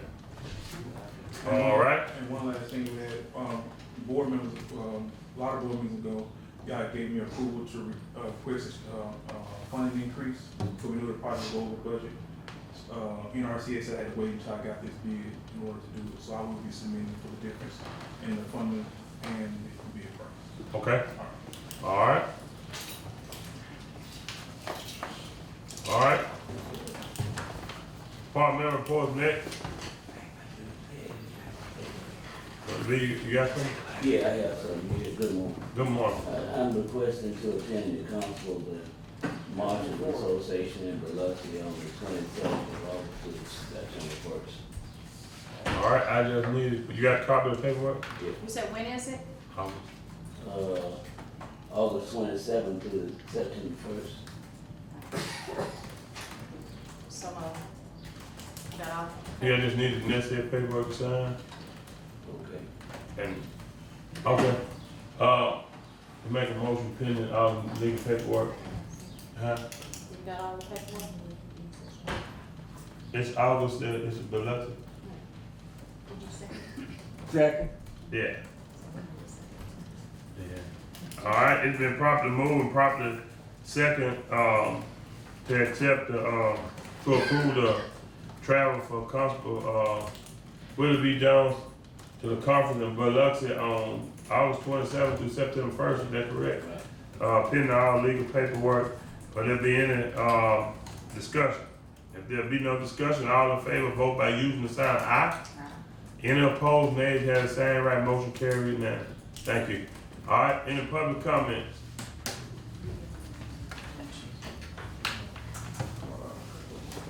My name's Robert Walbrook, I represent Paradox Hunting Lodge. Go to the mic, but. Okay. Here, Mike, thank you. I gotta get my hold a second, I'm getting dizzy. Yes, All out. Mr. President, he's here on the portion. I talked to the economic development, and that's not an issue for them. If y'all, something y'all wanna do, I can get with Ronnie. Let him finish. That's what Okay, okay. She's got She's gonna one fill more it out paper that first. she's gonna attach to. Okay, okay. And then you sign. Go ahead, let him talk, then you can fix it, you can finish. Let him talk. Go ahead. Good evening, Lord, my name's Robert Walbrook, represent Paradox Hunting Lodge. I made a request in May the 15th to lease some property on IP property. And I was told to come up here this morning and y'all would make a decision. And I'm ready to move. All right, okay. What I told him is I would bring it before the board and tell them, we talked to our economic development board, they're okay with what he's trying to say. So it's the board's prerogative, I can get with Robbie and bring back an agreement next meeting, if that's what y'all do.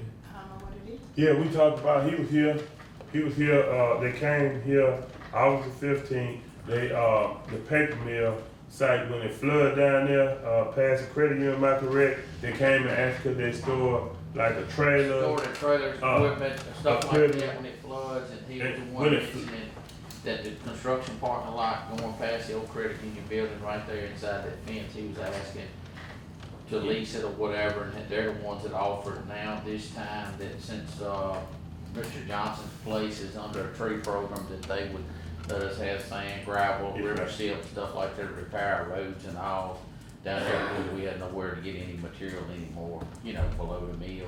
But, yeah, he came before the board, like I said, and I May asked for 15th. his request back sometime, it's been a while.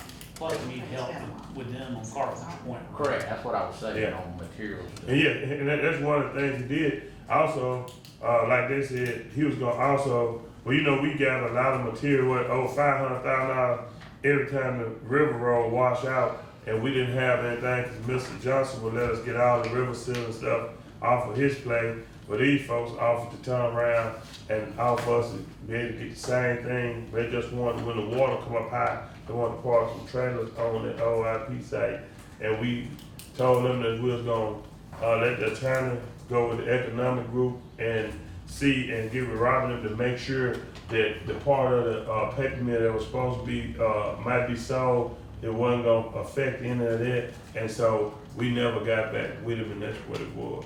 I do remember coming. Just got back from Yeah. economic development arm, and then I called him and told him I'd bring it to the board. back Okay. to the board. But that's what it is. All right? I can, if that's okay with the board, I can come back next meeting with a proposed agreement if y'all like. Yeah, that'd be good. Yeah. Do we need a I'll motion? talk to you soon. No, Okay, because just, we get the agreement in, we'll make my. yeah, I know. that's what I'm making. Yeah. All right? All right, well, no more. We're gonna come to the table. Supervisor Gray.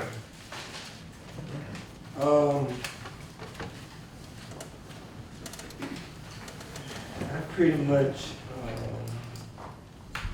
talked about the crime in the community, but, The overgrown grass is getting out of control. I got a couple of areas in the county, and it's becoming a menace to the people that live next door to it.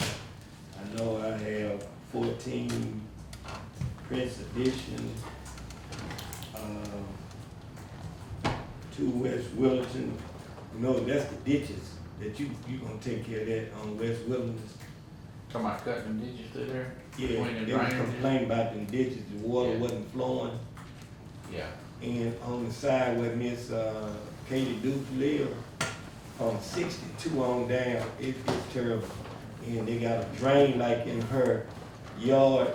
It might need some dirt because it's got a wash in the spot.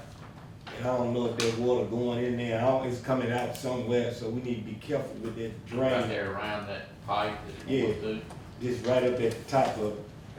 Okay. And Scott, where we at on Myrtle Drive? I'll set it up for next meeting. Come on, man.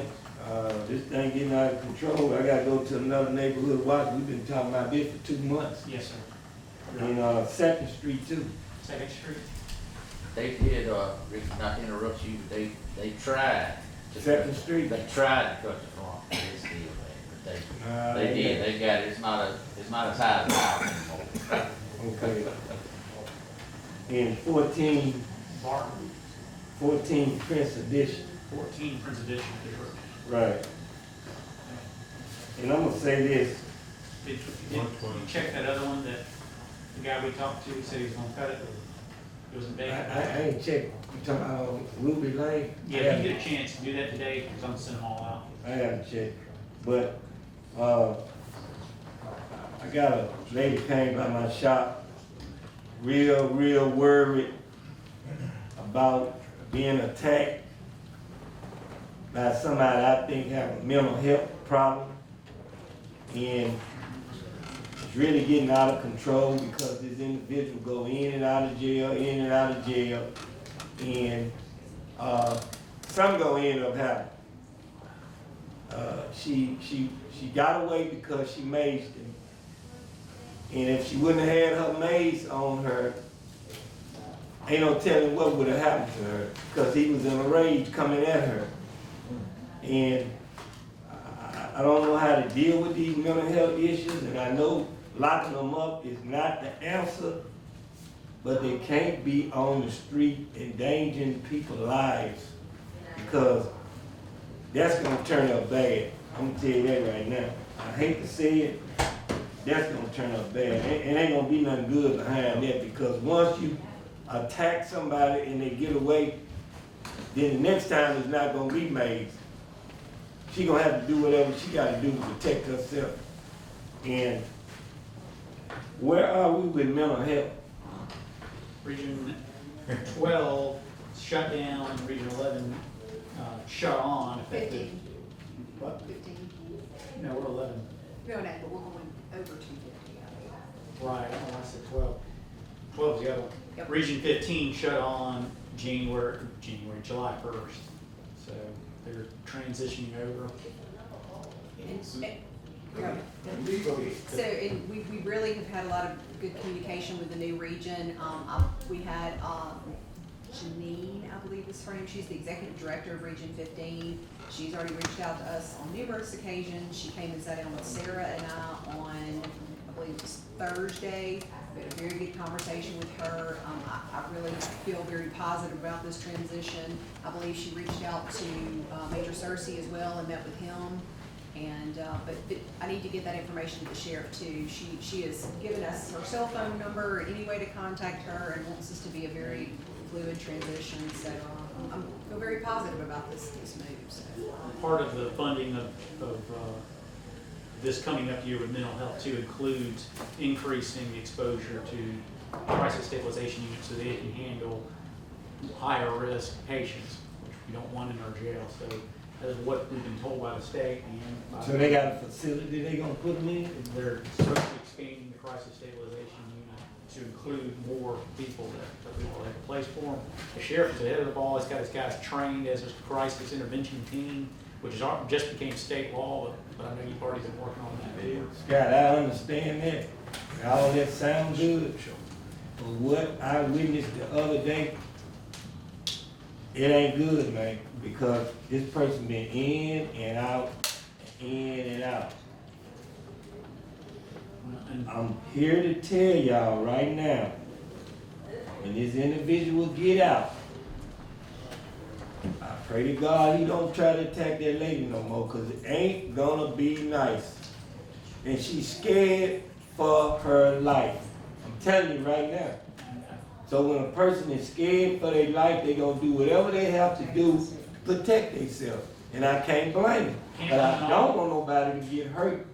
Can't blame them at all. All we can say is that we're starting a new chapter of mental health. We're getting rid of doing things that just wasn't working. As you and I both know, we've been doing things that haven't been working. I think the agency that's supposed to have been doing hasn't been working. So we've got a new agency that is financially solvent, and all we can do. That agency that we are coming into has the lowest commitments in the state. So they're financially solvent. They have lower commitments. We were going to work with them. It looks like they've been communicating both forward. But yeah, people got to protect themselves. But we're opening a new chapter on that. I'm gonna say this, I'm glad to hear what you all have said, because I know she has reached out and I've been tired of myself. So I'm looking forward to meeting with her, because I'm gonna say it publicly. The one that just left here, we couldn't get a single person committed there through the sheriff's office. We did all this grand opening and everything under the sun. And when it came to my trained staff trying to bring people in who we felt needed to be there, we couldn't get them there. So I'm glad to hear, I'm optimistic to hear about what the new team has, because we know there's no easy answer to mental health.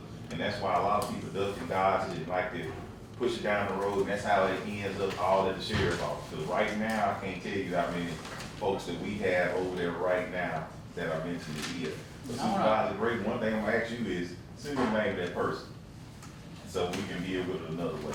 And Sheriff, I wanted to let you know this, and I don't know if Janine let Major Cersei know this. They are closing the CSU, the crisis stabilization unit, for 2 weeks, but they have in place for us to be able to take individuals to other crisis stabilization units in the area, Region 8, and then I think it was Region 12, I believe. But the reason for the closure is a positive one. They are going in to train the staff to make things hopefully more fluid, and hopefully our rate of being able to get people placed there will go up. So that was one of the main things she came to talk to us about. But she said y'all are not left without services. The other CSUs are aware that y'all may need placement. So. Well, that's good. I look forward to meeting with her again, and I'm glad to hear that, because that was one of the big problems for us, is that when they closed down all these CSUs, and when Jackson opened that huge one up, they were only taking people that were residents of that county. And so it still left us in the dark with problems. So that's why I'm glad we have our own. I'm looking forward to working with the new. And I want to reiterate too, this is states and federal law both require states to handle these mental health issues. They had not, counties had to put up and do it themselves with the minimum funding that we've gotten from the state. And it's both federal and state law says that they're the ones responsible. And it makes a lot of sense for it. This is expensive to give this extra treatment to people. And you're right. And that's why I wish, while we got all these lobbyists that are hired for the city and the county, we need to be lobbying for some of that red tape to be cut for us, because truth be told, even when the people come here, it's still the restrictions that are put on the person that can be, committed to these units are so strict that they end up in the jail anyway. And so I'm hoping that's not the case here. And that just can't be the norm. No, you can't.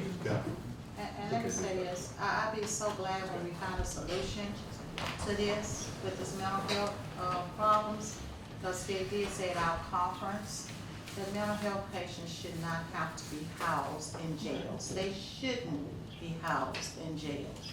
So, because they're not getting their, I don't know if they're getting their correct medicine or whatever like that, or the care that they need. So I'd just be glad when a solution is come up. One of the things I'm suggesting is all this money that's coming through the state and federal, they need to get some type of assisted living for people who are mental health concerns. That's what they really need, some type of assisted living, where they're making sure they get the treatments, the medications, the therapy sessions and all that. But if you don't have that, as soon as you release them back out on the street, They're the same. all you need is one link in the chain to be broken in it, and here we go with what Supervisor Gray was just talking about, episodes again and again. Mr. President, finish my report. I want to thank Ms. Jan from the Democrats for bringing me my brand new nice LSU Tiger jersey. That looks so nice. Number 45 from the young lady with the matches ties, LSU, Alexis Morris. Me and Alexis go way back. Mama and her dad, her grandmama and granddad is from here, but she was raised in Beaumont, and everybody know the chief of police is her great aunt. So she did give a camp here in Natchez, and I guess she on tour to do some camps. And everything that Alexis done been through, I'm aware of it because I'm real close to the family. But at the end of the day, if you listen to this young lady on TV with her interviews, and she always mentions what God does. So there's no problem that he can't fix. The only problem is we always try to fix it ourselves. Sometimes we gotta let him fix it. My sympathy goes out to the Haywood family, the Jones family, the Nation family, the Allen, the Jackson, and the Tenor family. And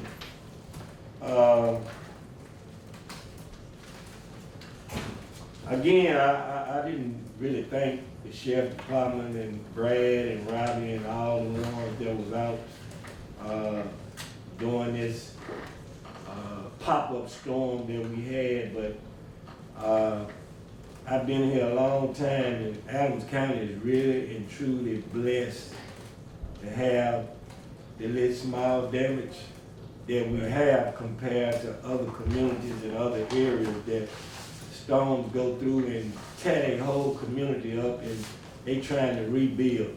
So, like everybody else said before, please be patient, because the sheriff department, the emergency management department, and the public, and the road department, and everybody else want to go home safe just like everybody else. So that concludes my report.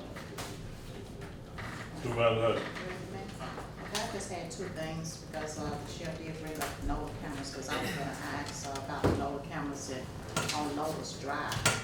I don't know if it's been installed yet or not, about that cameras, but can you find that out for me? Okay. And the next thing I have is NAPCO.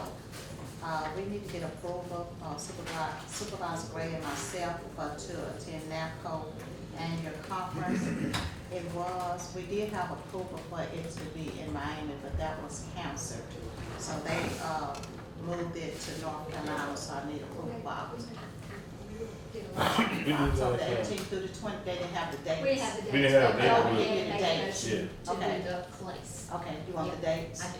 Okay, 18th through the 22nd of October. Okay. And the next one, I need approval, Supervisor Gray want to attend the DRA, Is it right there? yeah, the DRA annual conference summit, and it's October the 30th to November the 1st in New Orleans. And I did have the paperwork on it. We just passed around. Can I get a motion? So moved. So, It's been properly moved by Supervisor Gray and proper second by Supervisor Hutchins to attend the Delta Regional Authority Conference in New Orleans, Monday, October the 30th through November the 1st. Any discussion? All in favor, vote by using the sign of aye. Aye. Any opposed, nays have same right. We already did that. I'm approving, but I don't know if I'm gonna be able to go. We already did I think she just needed the date. it. All supervisors wanna go? I don't know if I'm gonna be able to Yes, attend. supervisor. All right. Okay, and that's all I have, President Gaines. All right, that's all she had. All right, Deputy Clerk Page Dean, do you have anything? I do not. Chancellor Clerk? Oh. Excuse me, I don't want to go ahead and turn it. yeah, you're right. Supervisor, Middleton, do you have anything in your report? Yes, sir, I would like to say, I know we touched on earlier, I know we touched on it earlier about the tax abatement, and Scott is gonna get with Peggy to try to figure this out for the next meeting. I have received a couple emails concerning this issue over the past couple weeks from the two gentlemen who did come to the meeting, so I wanna make sure we get together on that over the next 2 weeks before our next meeting and try to come to a conclusion on that. Scott, if you would, please add 3 major lanes to that list of properties that needs attention. 3 major lanes? 3 major lanes, yes. Another issue I already spoke with Robbie about. Also, I did receive a phone call this weekend from Kingston, a resident in Kingston, concerned about garbage and concerned about the dump. If Mr. Dollar is in there, what day would you say would be most likely that the dump would be back open in Kingston? I mean, it's open now, but I'm hoping, Wednesday, they should pull those boxes. Like I said, it's been a few weeks, the truck's been down. So like I said, I'm hoping Wednesday, I talked to Mr. Hallgrave Saturday, and they did go Friday, get the part, they're working on it Saturday, and they hope today they should have the truck up and running with no more issues, so, with it being the 4th tomorrow, they should be up and running by Wednesday, they ought to pull those boxes. Was the Kingston dump open on Saturday? Yeah, I think the dump's been open, but it's nowhere to put what the residents is bringing out there. And that's the same thing we had on the north side, we had the same issue, that's what brought it up out there, we had a resident, angry. This resident claimed they got there about 3 o'clock, the gate's locked. Well, like I said, and to be honest, I did shut north down, and that's probably the reason he went on the shutdown too, because there's no sense in the guy sitting there with nowhere for him to dump, and the residents chewing them out, and they don't have nowhere to put it, so, I did do that Saturday. I just told him to call me back this afternoon, and I had some answers, so I just wanted to have. Like I said, it was nowhere to put the trash, so like I said, that's the reason, they were down. Okay. That concludes my report. Thank you, sir. All right, Chancellor Clerk. I have a couple of items. Need to have the July bonds spread across the minutes, please, for Gina Pettis and Yolanda Dean. So, Yeah, you heard the request of Brandon Lewis, it's been properly moved by, Chancellor Clerk Brandon Lewis, you heard it's been properly moved by Supervisor Hutchins, can I get a second? Second. Properly second by, Supervisor Gray, would there be any discussion? If there be no discussion, all in favor, vote by using the sign of aye. Any opposed, nays, had the same right, motion carried unanimously. also need to have the June meal report for the Adams County Sheriff's Office spread across the minutes, please. You heard the request of the Chancellor Clerk, it's been properly moved by Supervisor Gray. Second. And been properly seconded by Supervisor Hutchins. Will there be any discussion? If there be no discussion, all in favor, vote by using the sign of aye. Any opposed, nays, have the same right, motion carried unanimously. It's brought to my attention from bookkeeping that we needed to do another docket for the transfer to cover, we do the Blue Cross, just ACH drafts, the amounts for self-funded insurance out. It was gonna put us in the negative or showing the negative, so we need to do one additional docket for that transfer. Yes, the docket. Yes, sir.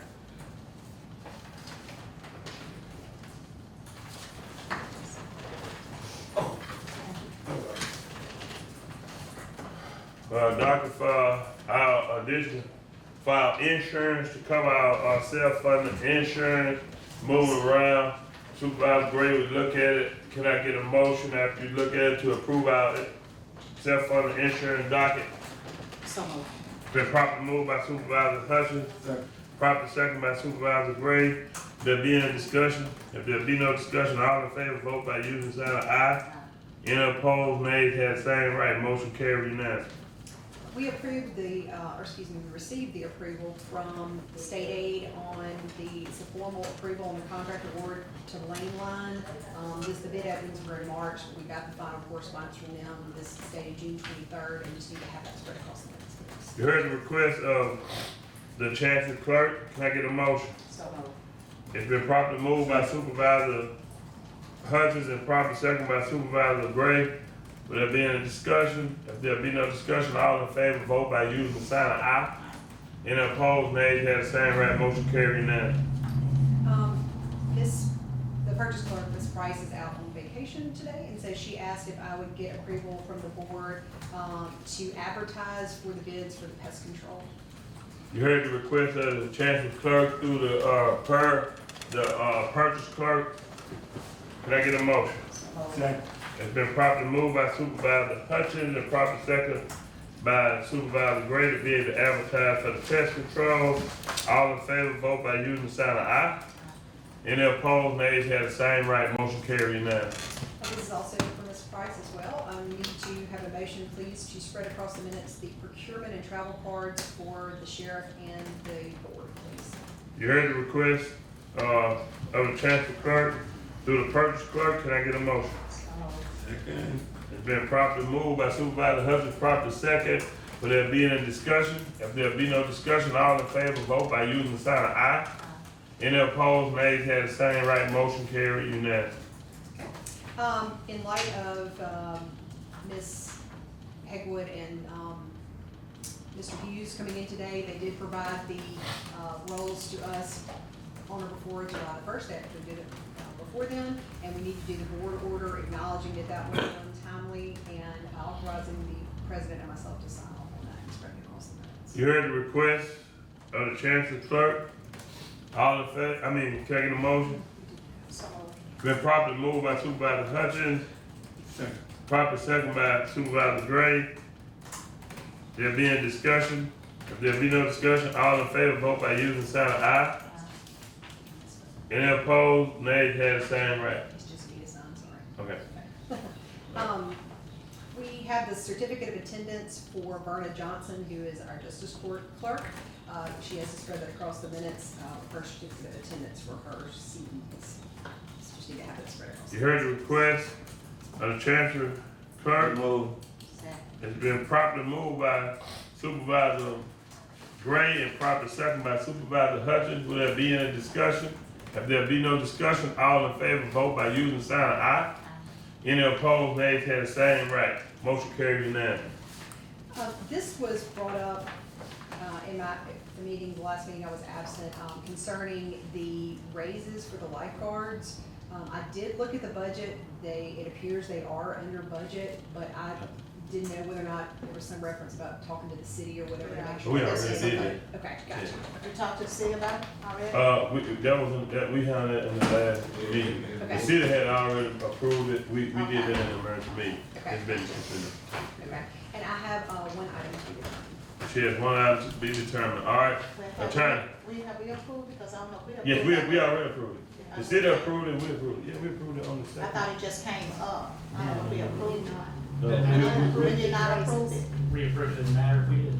Yeah, It doesn't matter, just reapprove but, it. yeah, cause the city approved it. I'm almost pretty much sure that we did on the last emergency meeting that we had. The city approved, but let me get a motion. Can I get a motion? It's been properly moved,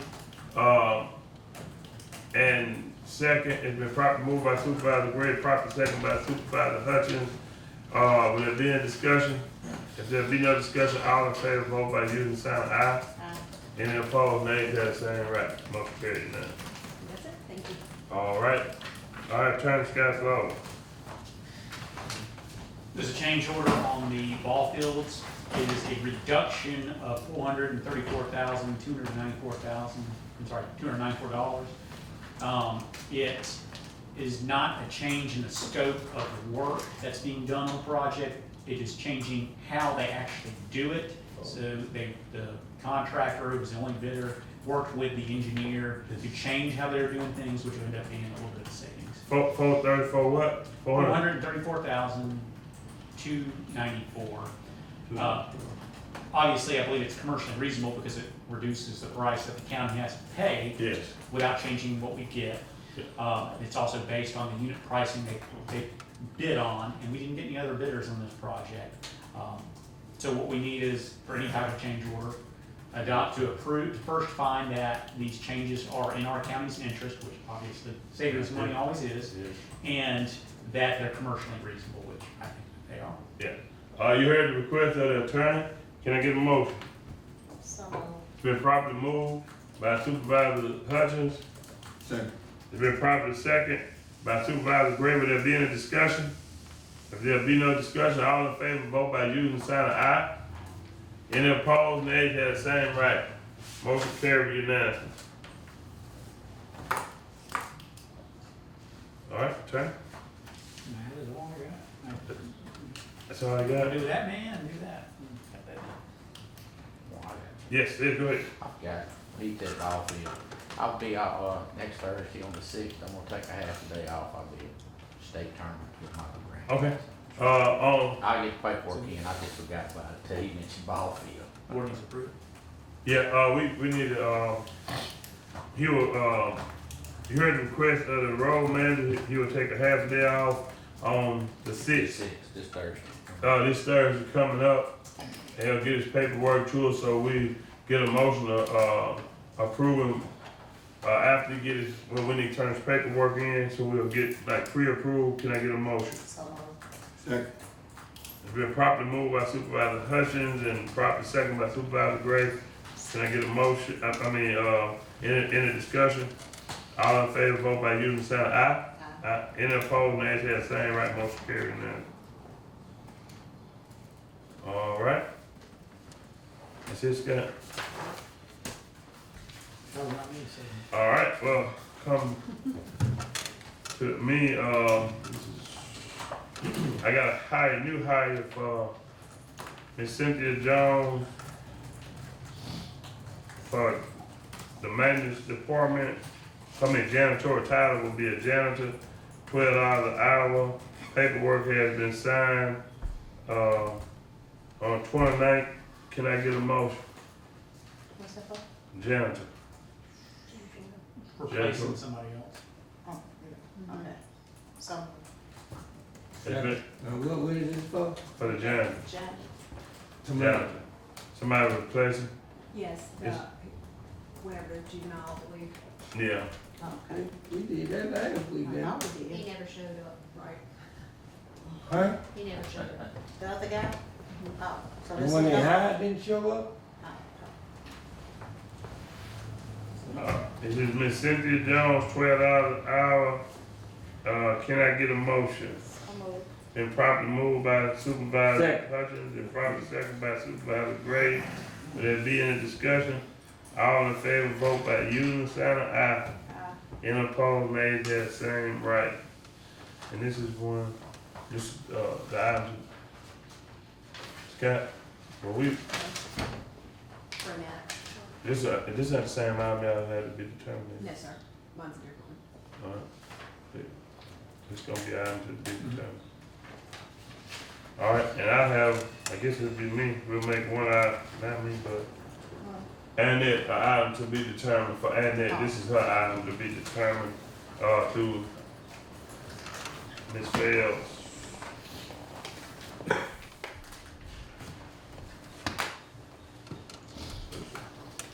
Mr. Attorney, Sir, didn't you say we supposed to take this off the, I addressed it. oh, you did? I talked to him. Okay.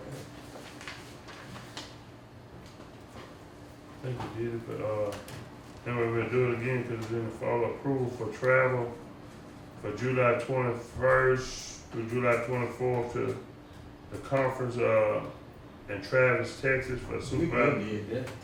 Can we do that? Hutchins and Gray. July. Oh, yeah, that's been done. That's been done. That's been done.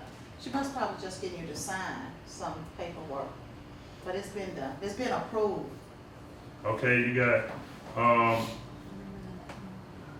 don't remember, I remember Austin. Yeah, it's. The Austin, Texas, I remember Austin, I remember Texas. Austin, but I don't But know not where it is. Travis, Texas, I don't remember that being in here. Travis, Texas. Yeah, She's got Travis County, Texas. Travis. That's where, that's where the thing at. But that's the Austin. That's still the trip. Austin trip. Okay, that's why it's different, Yeah, because it's yeah. different. Yeah, that's still the Yeah, same. all right, well, I Okay. do need, request for, Mrs. Hutchins, for July sixth. The Mass, Board of Directors meeting. Can I get a motion? Second. It's been properly moved by Supervisor Gray and properly second by Supervisor Hutchins. Will there be any discussion? All in favor, vote by using the sign of aye. Any opposed, nays, have the same right, motion carried unanimous. All right, so we can let you. Also I need, approval for,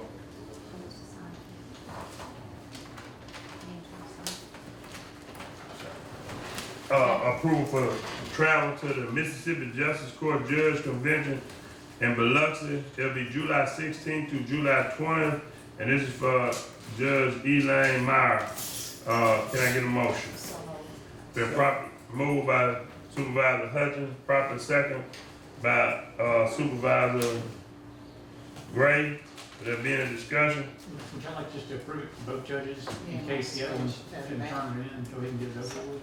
Yes, So just, we'll go back Just like we always do, we Yeah. approve. and us. approve Yeah. the travel for both Justice Court Yeah, judges. you don't need to change anything, we'll just note it on the minutes, if that's okay with the board. yeah. And then the paperwork. But we need to make sure, the pending, She still has pending to turn it. paperwork, yes, ma'am, that's what I'm Yes, sir. gonna add it to it, pending paperwork. And so that'll be Judge, Elaine Meyer and Judge Audrey Minor. Audrey Minor Bailey. Will there be any discussion? If there be no discussion, all in favor, vote by using the sign of aye. Any opposed, nays, have the same right, motion carried unanimously.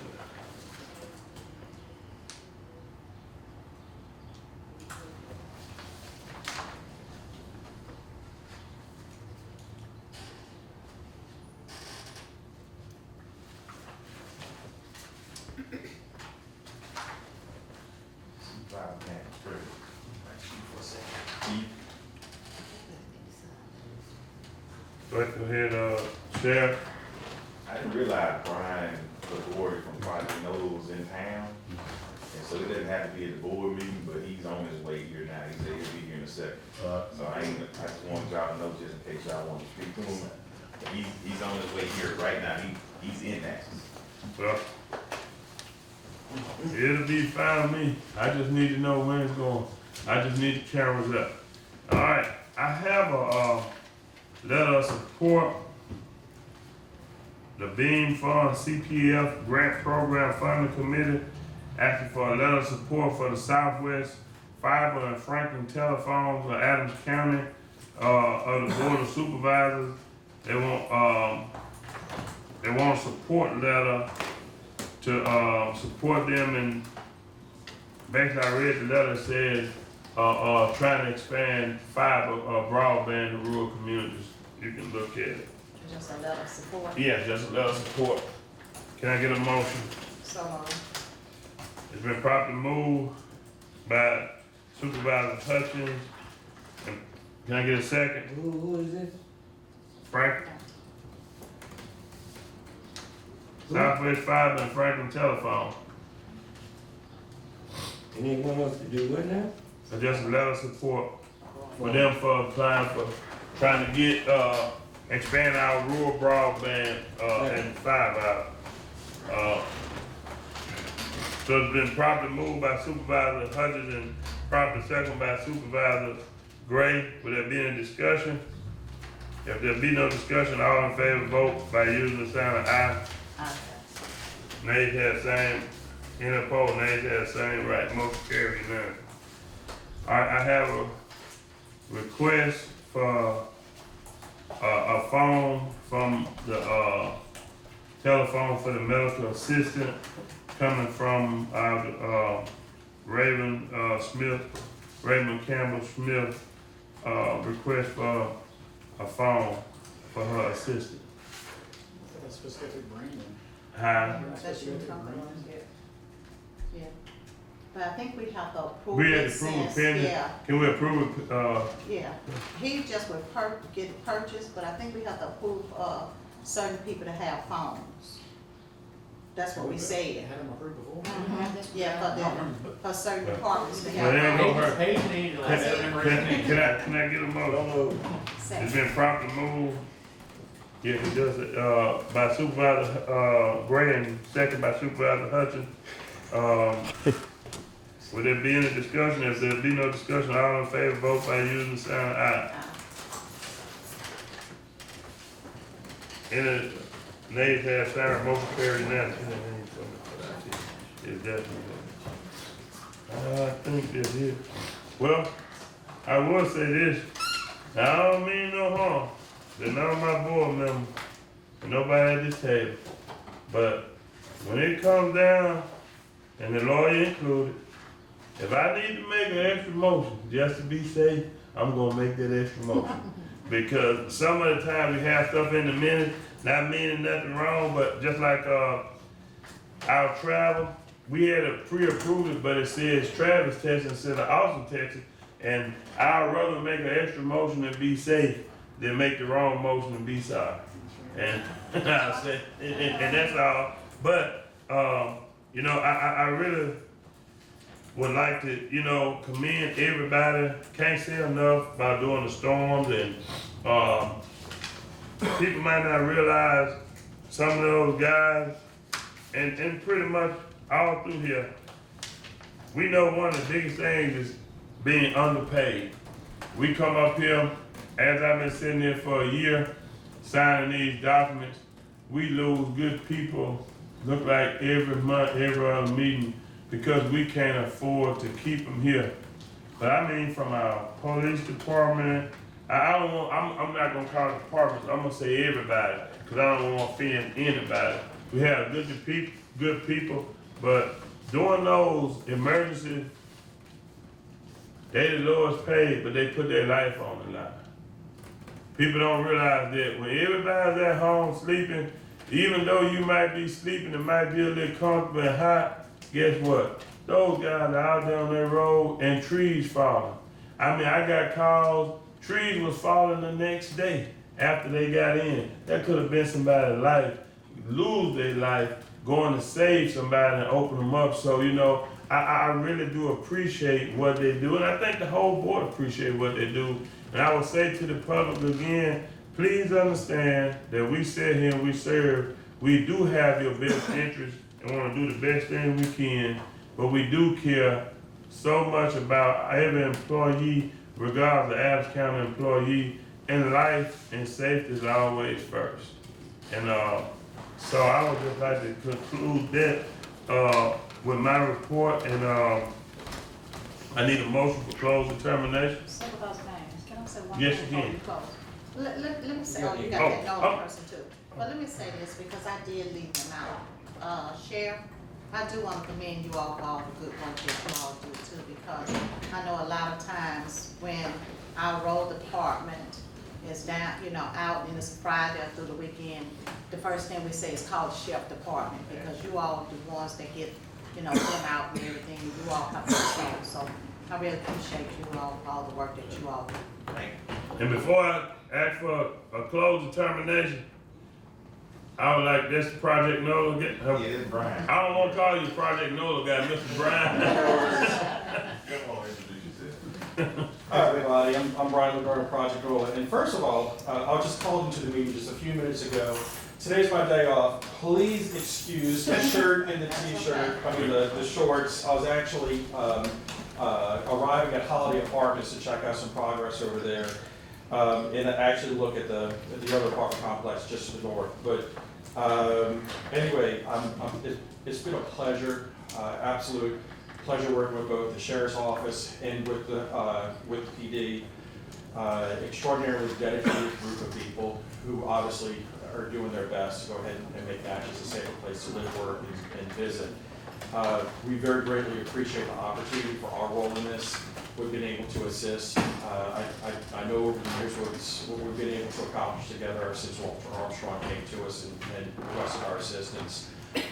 So y'all already know how Project NOLA works. I'm here more to answer any questions that y'all might have or what more we can do to possibly assist. Well, my question is, we got some Project NOLA cameras that has not been installed. We got some areas that we have had approval, waiting on approval. I know some of the guys had said Wi-Fi was a problem, some of the areas, but you know, it's been a few months down the road that we've been working on it, and we just need to know what's holding it up. When would you probably when would you start the process of installing those other cameras? Okay, so what other cameras are you referring to? So we have the cameras that go on people's homes, businesses, churches, schools. Are you the sheriff's office cameras, or? Yeah, they sheriff's are, well, the ones he's talking about, like, Lotus Drive is one of them. Broadmoor Ballpark, because I think we only have 3 left to go. If I'm not mistaken, from the update I just got it, saying that we have 3 left to go. I could be wrong though, because they added a few more. Country Club. Country Club is Broadmoor out there. That's And we need a price on them.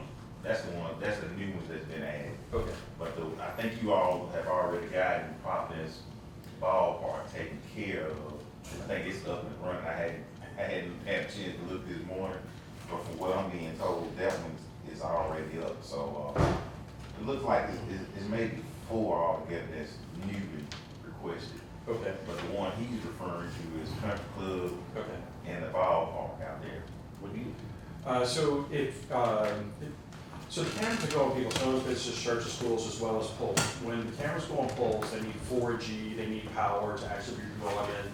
So like sometimes the installers will go and actually put a camera up on a pole, but it has no power yet. So it doesn't start rolling until the power is actually plugged into the camera. So that's sometimes a holdup. I believe that might actually be the holdup on one or a few cameras right now. The installation company that everybody's working with, East South Technologies, they're actually in town right now. They're presently at the Holiday Apartments, and they are from there going to be going throughout the rest of the city to check up on the progress of some of the other cameras. So that just happened to all be in the works, and I happen to be here today. They're already here today. So for new locations, it really doesn't take that long. If a camera's going on a person's home, business, church, or school, we don't have to wait for electricity. We don't have to wait for a SIM card through C-Spire or T-Mobile or somebody. The camera's just plugs into that property and we're good to go. So it really depends on, as far as backlogs, it's how long it takes really before a camera actually goes live. Well, I mean, like I said, I know this probably, you the first, maybe it sounds like it's the first you hearing it. But I know it's been across my board now for at least 2 products going into the 3rd month. And no problem, because we appreciate what you do. We just want to try to get together, because I know one of the biggest problems that we had when I got here is getting better. We still have a little bit of it is communication. So we're not going to follow anybody, but we're going to try to get on the same page and communicate, because, you know, the safer we can keep our community is the better.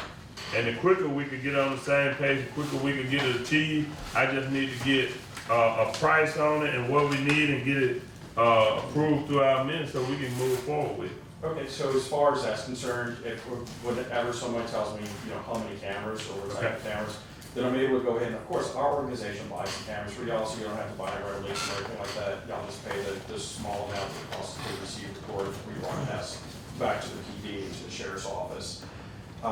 So if there's some new cameras that you need, please just somebody reach out